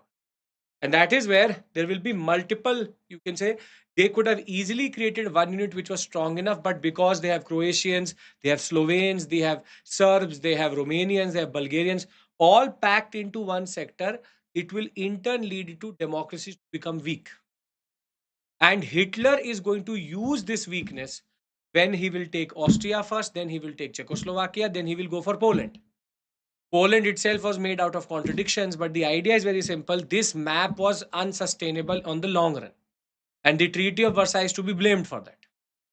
But till 1929, things still turned out to be okay, which is a lot of different actors were coming together. There was a lot of, you can say, cooperation, which is called the Locarno Treaty, where everybody was signing non aggression pacts, which is called the honeymoon phase between the First and the Second World War. But all artificial and superficial. League of Nations was not doing anything. But this is where there came a major shock, which is called the Great Depression. It is believed that the Great Depression, what it did was it in turn created what is called as an economic shock, which made socialism even more relevant, and therefore the rise of Hitler and Mussolini became much more easier. So the concept of socialism and the concept of the Treaty of Versailles being very problematic is there. The Locarno Treaty 1925 to 30 phase is considered to be the honeymoon phase, where everybody used to think that everything is perfectly fine, but everybody was militarizing in the background, and Hitler was also rising in the background. Now, what is the Great Depression? Great Depression started in America, and it came from the American economy. How it came from the American economy is that America was connected to all the debtors of the world, which is the most of Europe as of right now. And America had between 1920 to 29 seen a lot of growth because of the First World War. But it was all artificial growth because war leads to production to go up. But when production is very high and the war stops, there's something called domestic overproduction. Domestic overproduction means that they have now produced more than the demand itself. So the demand has fallen, but the supply is still very, very high. And domestic overproduction, what it does is it pushes for what is called as unemployment, because people start to lose their jobs. There is a contraction in the economy because there is no need to, in a way, produce more. So supply starts to fall. And when all of these things are happening, it is a, you can say, deflationary spiral. A deflationary spiral is such that more the people get fired, the more consumption will go down, more the demand will fall, the more the supply needs to fall, then more people will get fired, then further people will have to, consumption will further fall, and this is a deflationary spiral. This deflationary spiral starts to develop between 1928 and 1929. People could see that. And therefore, the best way to intervene in this moment is either if you have too much production, export. But America had closed its borders to the British, to the French, in order to protect its domestic economy. So then what the English did and the French did, they also closed their economy via tariff barriers. There was no need, there was no way to export also at this point. Further, you what you do is you do public spending. But the problem is that this whole crisis was not very well managed by the president or the state government or governors, because there was no space for public spending also, because that could create employment and bring the demand back. But what was the worst is that the people who had been pushing their money into the stock market and had been pushing money thinking that the stock market will keep on going up, they are called speculators. Once a speculator gets to know that there's a fall coming through, they take out money, and that money was taken out in a very, you can say, a very dangerous moment, which is called as Black Tuesday. On 29th October 1929, speculators took out money from the Wall Street, which is the New York Stock Exchange, and the Wall Street will crash, because that will create a domino effect. When people are going to take out money very quickly out of the bank, out of the market, the stock prices will fall.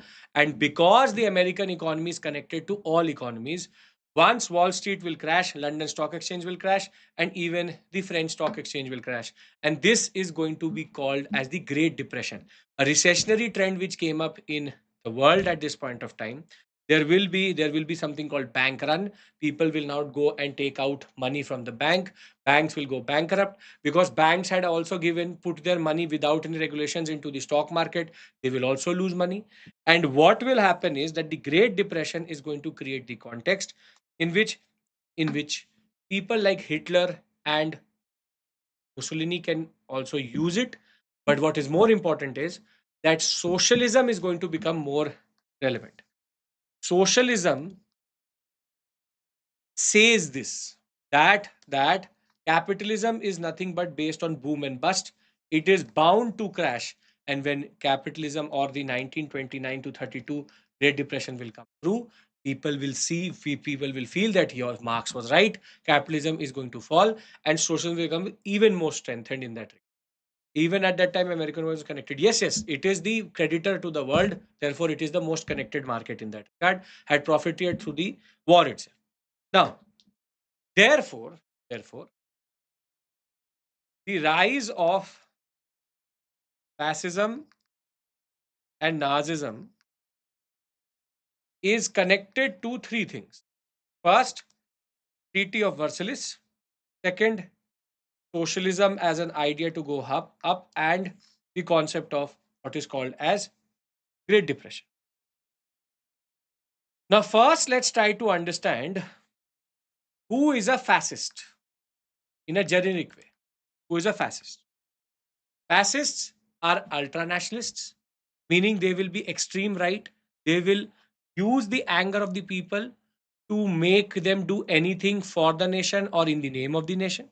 Ultranationalist, ultra right fundamentalists. Second, they are anti socialists, so that they can take the money from the capitalists. The capitalists will get aligned with the fascists itself, saying that their corporatist interest is being protected. Fascists are also conservative, because they don't want the society to change too much. Further, what is more important is that there is a cult of a leader, the charisma of the leader. Mussolini, Hitler had cult cult like following. When they used to speak, people used to cry. And they have a charisma which they used to use to manipulate people. They are the biggest manipulators in the society itself. Further, they also use modern propaganda well to, in a way, change their lines and understandings in that sense. Now, where did fascism rise? Fascism rose in Italy for the first time. But the question is, why Italy? Why Italy? Now, Italy felt that it had been betrayed by the First World War effort. It had been promised that Trinotrist area would be given to it. It wasn't through the Treaty of Versailles. Italy had entered into the war, taken a lot of loans from the US, had no money to give back. And the more the economy went into a tailspin, socialist parties started to rise within Italy. Socialism started to rise, and even trade unions such as in Russia started to come up, and the fear of socialism started to rise. Further, there was a democratic experience which was problematic.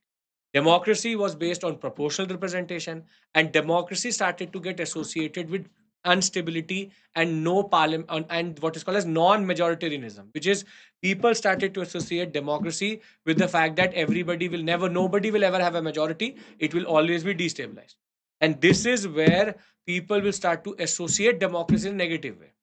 We in India had first past the post system, but this proportional representation, where you get seats according to the vote share, was not something which worked in Europe well at this point of time. And this is where Mussolini comes into context, a journalist who started to speak the language which people wanted to hear. I will give you stable and strong government, that there will be no this issue of multiple parties fighting one another. A proportional representation and multi-party system doesn't really work well in that regard. Thereafter, he said that I'm anti-socialist. Will work for the capitalists and protect their private property. Further, he started to say, and he changed his line. First, he said that Italy should be a republic. The king became angry, so he said, no, it should not be a republic. Thereafter, he started to say that the Pope is bad. But when the Pope became angry, he said, no, Pope is not bad. The idea is he will form a party which is called the National Fascist Party of Italy, or the Fascista Party, in 1921. This is the fascist. What you see here, this is the fascist. It's a Roman symbol of authority. This is the word which is used to denote fascism. This is the flag which he chose for his party itself. Now, his road to coming to power is equally interesting, because first he will say that there's a general strike in Europe, in Italy. If the government cannot do anything, I will do what is called as the March to Rome, when the general strike will go ahead by the socialists and the government will not be able to do anything of Louis Facta. He will do the march on Rome, and on the march to Rome or on Rome in 1922 is going to be very, very, very significant for him to now project stability and power. When he will reach the parliament in Rome and say that we want to capture power, Louis Facta will say that that is not the way it happens. But because Mussolini had been talking about things which people wanted to hear, the king of Italy is going to say, let's give a chance to Mussolini. And fascists always use democracy to break democracy. And how they did was, once Mussolini was made the prime minister of Italy, he will bring in the Escrabo laws and change the voting pattern. He will bring in his party as a majority into the parliament itself. Then he will bring in constitutional amendments and make himself independent of the king and of the parliament. And he will then in May of 1925 proclaim himself as the Deuce, which is the leader, the supreme leader of Italy. So Mussolini's plan was very simple: be anti-socialist, be in this way a person who the capitalists can align with, and also act like you protect the interest of the people and give stable government. He's a very big manipulator, and one person who liked his pattern was no one else but Hitler. And this is where Germany comes into context. Hitler is second to rise. He's Nazi, he's fascist, or fascism and Nazism. Germany is a totally different case. Germany had been humiliated beyond exception, made to sign the Treaty of Versailles, not even called for the deliberation of the Treaty of Versailles, just made to sign. Half of the territory was gone. And there were two parties which were socialist there: SPD, KPD. SPD is a socialist party, less radical. KPD is a communist party, very radical. So the left was very strong in Germany, as much as the right was very, very powerful. Right meaning a party which was conservative, the fundamentalists who said that the pro-capitalistic order was also very, very strong. When Germany was defeated in this war, it went through a revolution, it became a republic, and that republican constitution was signed in Weimar. That is why it's called the Weimar Republic. city of Weimar, and an SPD leader became the chancellor, Friedrich Elberth, and the concept of president and chancellor came into context. But what made Germany very volatile was the Great Depression. There was less impact of Great Depression on Italy than on Germany. And what is going to happen is that the Great Depression is going to create the context in which Hitler is going to come into. The Treaty of Versailles had already humiliated the Germans beyond exception. The anger towards the West was very high, much like in Italy. Further, they again also had proportional representation. So democracy was equal to an unstable government in that regard. And now between the tussle between the left and the right, Hitler will rise. First, the KPD will try to capture power in what is called as the Spartakist uprising. Left will try to capture, the right will block it. Then, in the Kaap push, in which Hitler was also there, the right will try to capture power, the left will stop. So Hitler realizes something. You can't be extreme left, you can't be extreme right to come to power in Germany. So he now started to develop his own party called the NSDAP, the National Socialist Democratic Party of Deutschland or of Germany, called as Nazi if you actually translate it into German. The Nazi party is nothing but the National Socialist Democratic Party of Germany. Nazi is actually the German version of NSDAP. His father was a socialist, but Hitler knew that he needed to now act like an anti socialist and a socialist at the same point of time. So he was a nationalist also, socialist also, democratic also. All three things which he wasn't in that regard. And this is where, when the Great Depression will hit, Hitler is now going to contest elections. What is interesting is Hitler contested elections. When he contested elections, he had multiple concepts in his mind. First, he said that the communist revolution is coming, choose me. Second, he said that I will offer you decisive government, not something like this proportional representation based. Further, it was the Marxists, the Jews, the Bolsheviks who are the problem. He said every Jew is a Bolshevik, every Jew is a socialist, and they are the enemies of the state. That is where he starts to create a intersection of these two understandings. He will also say that I will come out of the Treaty of Versailles. I will bring back Germany. I will bring what is called as a Third Reich, which will be there for 1,000 years, and everybody will be under one roof. All Germans will be under one roof. Thereafter, Hitler's own charisma and his two very important wings, the SS and the SA. The Sturmabteilung is his paramilitary force, which he used to have within the party itself. And the Sturmstaffel is his personal guard, which he used to use and misuse against his opposition in that. And what is interesting is the more the crisis, the more seats Hitler got. And he will become the chancellor of, or the prime minister of Germany. And what will happen is he will do two things to capture power. One is the death of Hindenburg. Hindenburg was the president of Germany. When he will die, Hitler is going to dissolve the position of the president itself. So as to become the only, he will say neither chancellor, neither president, I am the Führer, which is the leader.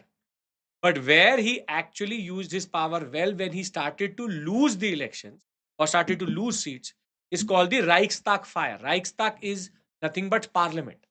What he did was, through his SS, he took a Jew, took a SPD leader, took a KPD leader.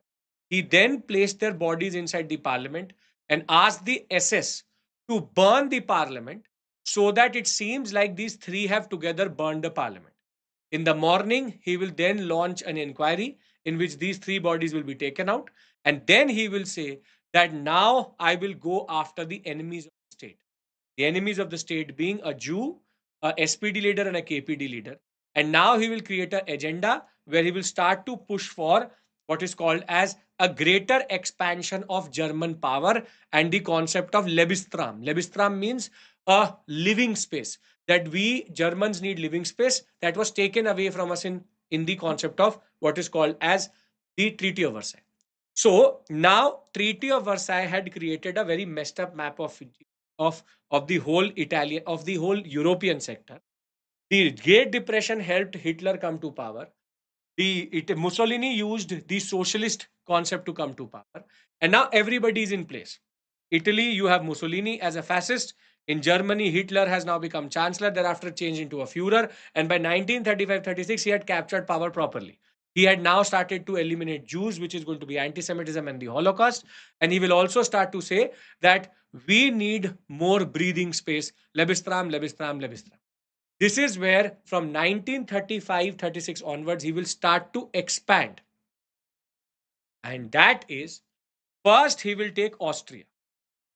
Then he will take Austria, one something which was not allowed under the Treaty of Anschluss will be done. And this is where Hitler was testing the waters. And one of the reasons why Second World War happened is called the policy of appeasement of Hitler, of France and Britain, specifically Chamberlain in Britain. Britain and France, for the first time in their century, in their lifetime, started to develop guilt. And that guilt was that we were too harsh on Germany in the Treaty of Versailles. So let's do one thing, let them expand to a point where they will become happy and we will not go for war. Everybody was coming out of the Great Depression. Nobody wanted war, but Hitler had different plans. He will first take Austria. His own army is going to enter into Austria. Nobody will say nothing. Everybody will cheer. And the Nazi army, the Sturmabteilung and the Sturmstaffel has now entered. A new secret police had come up, which is Gestapo. And three very important deputies of Hitler are now going to be in action. Hitler himself, the most important Führer, then Himmler, Göring, and the concept of how they together. So we had Himmler, Göring, and Goebbels, the three deputies controlling the SS, the SA, and the Gestapo, and Hitler himself. These are the four men which basically started the war itself. And now Hitler will start to do something very interesting. He will start to say that I need to protect Germans. And that is where this concept of Sudetenland is going to come into. This area is part of Czechoslovakia. It's called Sudetenland. Has a very substantial population of Germans, but was under Czechoslovakia. And Czechoslovakia, Czechs used to control the parliament itself. Hitler started to say to the West that I cannot let the Czechs do atrocities on the Germans. Nothing was happening, but he started to say that. A lot of propaganda through newspaper that the Germans are getting killed in this Slovakian, in the Czechoslovakian sector.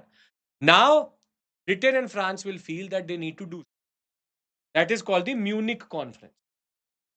In the Munich Conference, Hitler says that call my friend Mussolini also, he would like it. And in the Munich Conference, except for Czechoslovakian authorities, Britain, France, Hitler, and Mussolini will meet, and Sudetenland will be given to Germany as a policy of appeasement that maybe this will make Hitler happy. What is more interesting is that here there will be a non-aggression treaty which will be signed between Britain and Hitler, which is called the Peace in Our Time speech given by Chamberlain when he came back to Britain. But within 1 year of that treaty, Second World War will start. What is important is as soon as he takes Sudetenland, he was just testing waters.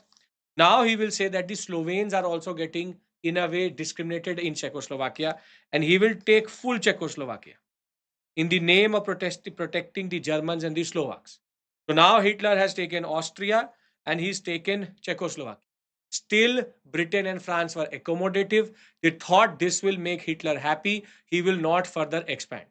But in the larger scheme of things, now comes the Danzig concept that a city called Danzig should be under Hitler, and Hitler will now send a message to Stalin. He will send a message to Stalin in 1939, early 1939, that I am going to take Poland, what is mine. I know that the eastern part of Poland is yours.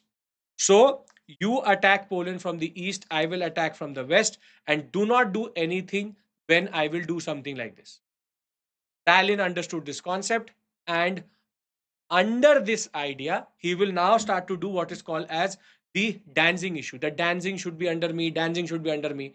Britain and Germany, Britain and France said, give Danzig to Hitler. Maybe that will make him happy. But Poland said that this is the same thing which he did in Czechoslovakia. I will not do it.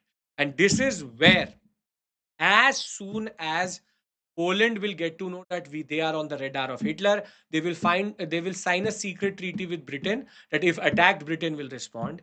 Hitler, as planned, will enter into Poland on night of 1st September 1939. As soon as he will enter, there will be a hue and cry across Europe. And on 2nd September 1939, France first, second Britain will declare war on Hitler. And now the Second World War has started. Therefore, the Second World War was started with the, you can say, invasion of Poland on 1st September 1939. And the contributory factors in that regard were the Treaty of Versailles, the concept of fascism, the Great Depression, the idea that there were fragile democracies across Europe, the idea that socialism had become something which everybody feared, and Hitler himself was ambitious, and the policy of appeasement which was started or which was followed between this period. If they ask you the reasons for the Second World War, this is the reasons for the Second World. Are we all on the same page? Come on, tell me. Last 15-20 minutes to cover the story of the Second World War. Cannot ask in the examination, obviously, but are we on the same page? Yes. Great. Great.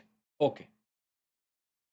So let's talk about the course of the war itself.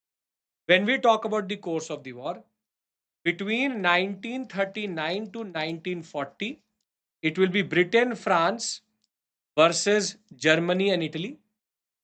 And in 1941, Japan will enter with Britain, and USSR will also enter via the Operation Barbarossa, as it is called. So there are basically four phases in this war. Between 1939 to 1940, Axis powers or Hitler was on a very strong point, was on front foot because of the Blitzkrieg itself, and he will take France, he will take Belgium, he will take Holland, he will take continental Europe, more or less he will capture. Then till 941, when he will start the Battle of Britain, he will start to get frustrated. Then he will push his focus towards the Greek and the Egyptian sector, then towards Russia. From there on, things will go down. It is believed that the Operation Barbarossa and Pearl Harbor were the two most important turning points in this war. Hitler is going to get stuck in Russia, and US will enter this war.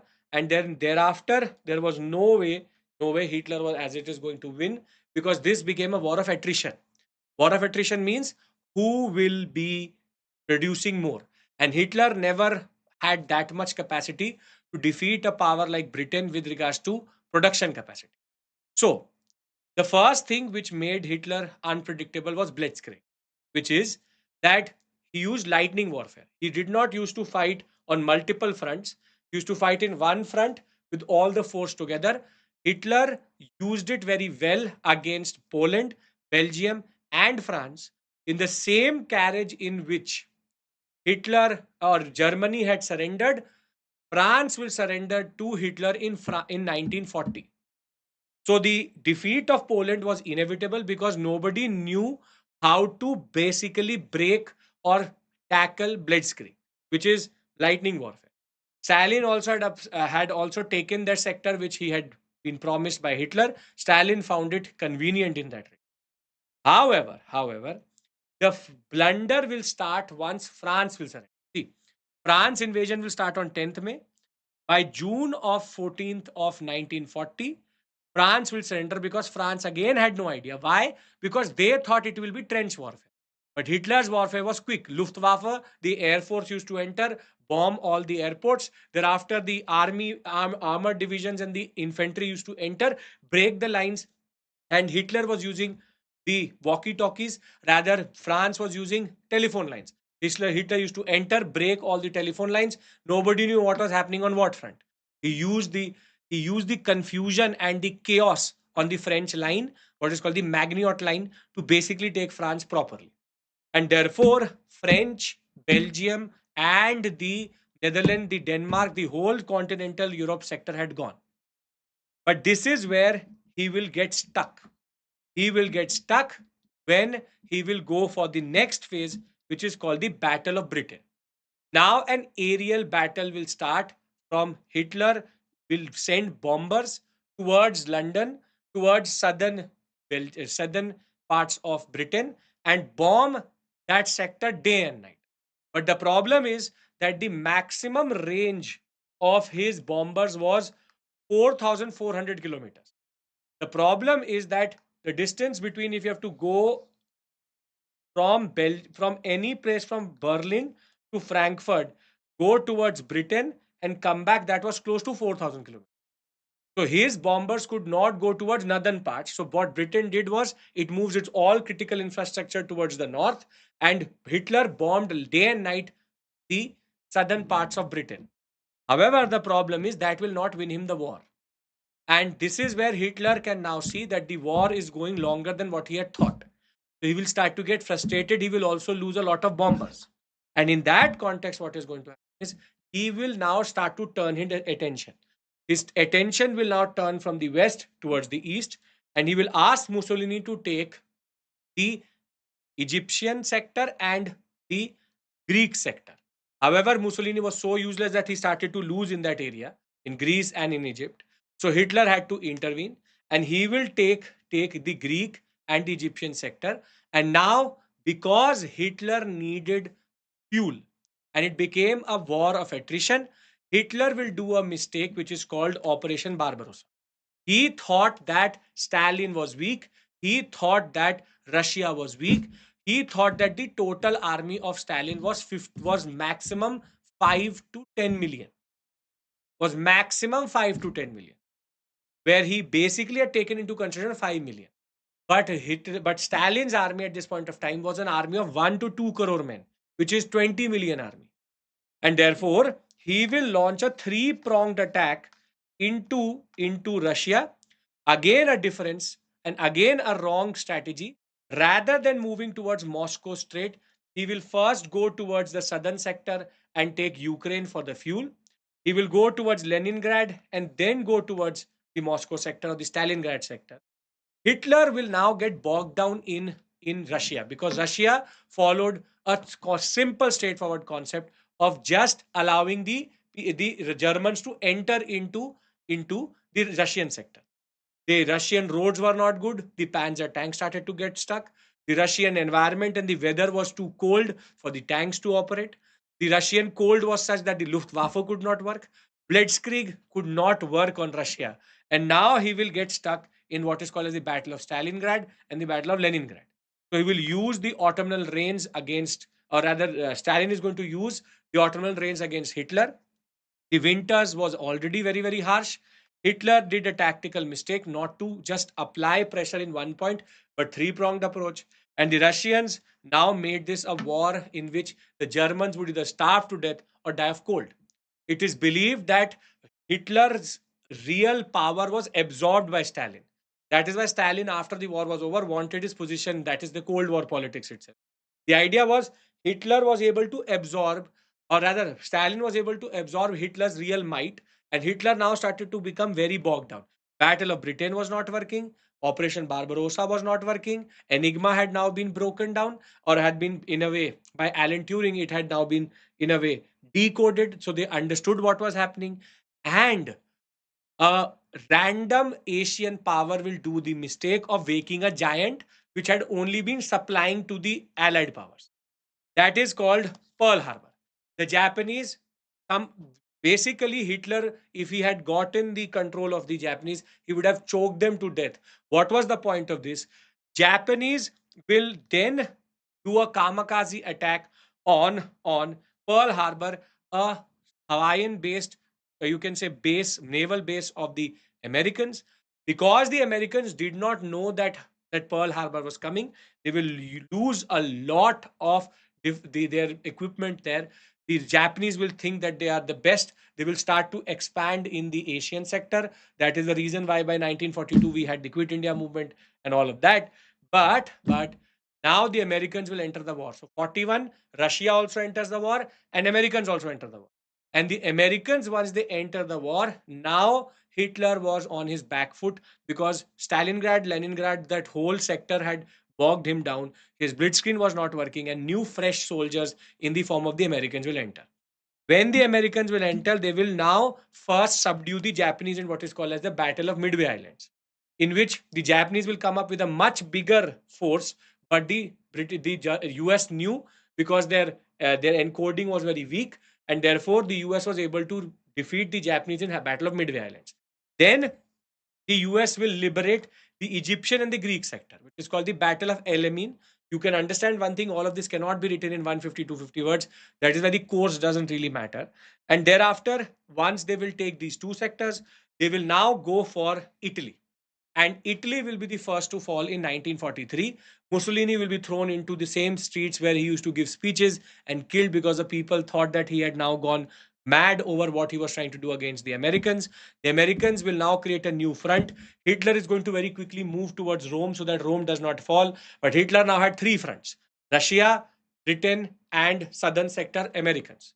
And this, in turn, will lead to two major moments. One is called Operation Warlord or D-Day, the Battle of Normandy, in which now the British and the Americans wanted to liberate France. And the liberation of France is going to start from 1944, 6th June, and Hitler will not be able to do anything. And thereafter, it was contemplated after multiple meetings between USSR, US, and the British, along with the French, that they will go for the invasion of Germany, which will happen after the Potsdam Conference in 1943, 44, and then the German offensive will start. German offensive will be such that from the southern sector you will have the Americans, from the eastern western sector it will be the English. From this sector, the Americans and USSR. USSR was asked to go first so that they would damage more. The age old socialism issue had come through. But once Germany will be surrounded from all sides, very well known, Hitler is going to commit suicide, and Hitler and Germany is going to surrender in May of 1945. Whilst Germany had surrendered in May of 1945 itself, Japan said, "We will not, we will fight till the end." So, US said, "Hold my drink. I will bring them to their knees." And now the US will say, "Enough of this. We have to send a message to the USSR also. We have to send a message to the world that we are the only nuclear power." And what will happen is, though May of 1945, Germany surrendered, Hiroshima Nagasaki is going to happen on 6th and 9th of August. And on 15th August 1945, Japanese Hirohito will surrender. And on exactly 6 years from the day the war had started, a war which Hitler was going to lose because of being a war of attrition, on 2nd September 1945, Japanese are going to surrender and the war will be over. And this is where this whole war has a certain timeline. Till 1941, till 1941, Hitler had a very good chance. Hitler had a very good chance.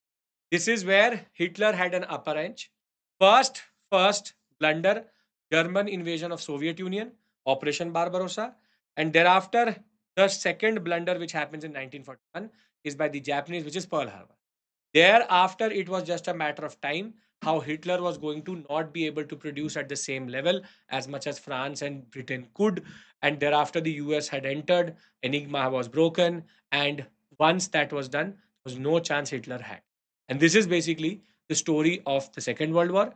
One thing which you need to understand is, even before the Second World War was over, the messaging between the US and the Americans, US and the USSR had started.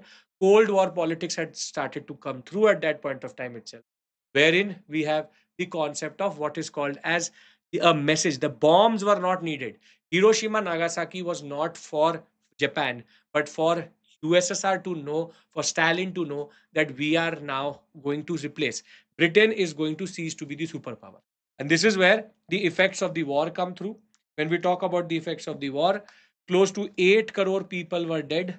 The bloodiest war till date in that regard. I hope that remains for the Second World War in that regard. Second was that we saw that the age old socialist versus capitalist debate came through, and now the vanguard of capitalism became the USA with the USSR. This is called core wall politics.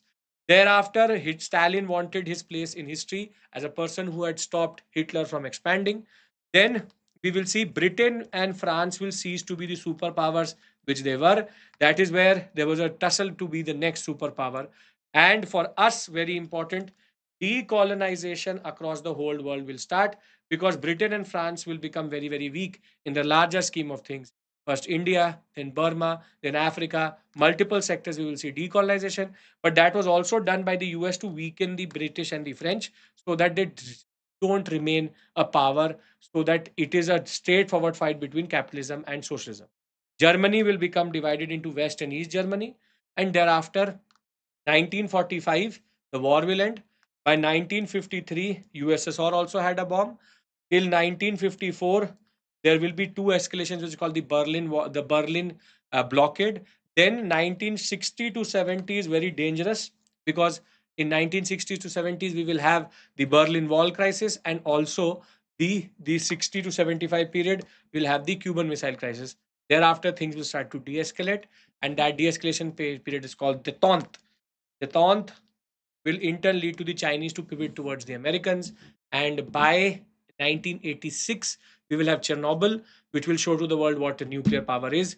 Gorbachev is going to then start to open up Russia, which is called the concept of perestroika and glasnost. And then Berlin Wall is going to fall in 89. And by 1991-92, the USSR had disintegrated into 15 different countries, and the bipolarity of the world will thereafter be replaced by unipolarity of the world. The Americans are going to emerge as a major superpower. There are three major points of escalation between 1945 to 1992: Berlin blockade, Berlin Wall crisis, which is the U-2 bomber being caught, and what is called as the Berlin and the Cuban Missile Crisis, where Cuba is going to get involved because of Fidel Castro. So this is basically the story which I wanted to tell you, which is World War One, interwar, and World War Two. So I hope that all of this is clear and the story is clear to you. So on this note, we complete something which was quite important for your preparation, which is what is World War One, what is World War Two, what is interwar period, who is Hitler, who is Mussolini, why Hitler, why Mussolini, age-old questions now coming through. And at the end of the day, it is something which you need to understand, which is that the interwar period is a period where there's a lot of what is called as threat to democracy. Why? Because fragile democracies, socialism, fascism, and what is the concept of fascism per se, which you also need to understand. So, with decolonization, I have some random questions which I colonization in imperialism is indirect control, colonization is direct control. When you only control political and economic, it is called imperialism. When you start to control political, economic, and social, it is called colonialism. First step is imperialism. For concessions, colonialism is full control. Bipolarity means between US and USSR, USA and USSR, and then unipolarity between. There's already one video on Nazism and fascism. Anbu, just check, right, what is fascism? I have already taken it on this platform. 5-minute series, it has everything. Why did Berlin got separated? Because nobody wanted the Germans to now be have the same fate as the First World War. So they wanted to occupy Germany so that nothing can happen, or a new Hitler cannot come through. Antra will do that. We'll try to figure something out. Decolonization of Indonesia is in the news, but Indonesia has already come, Dr. Sri Lakshmi. Rather concentrate on Vietnam and Cambodia, Laos. Indonesian Dutch imperialism has already come in the examination. Right.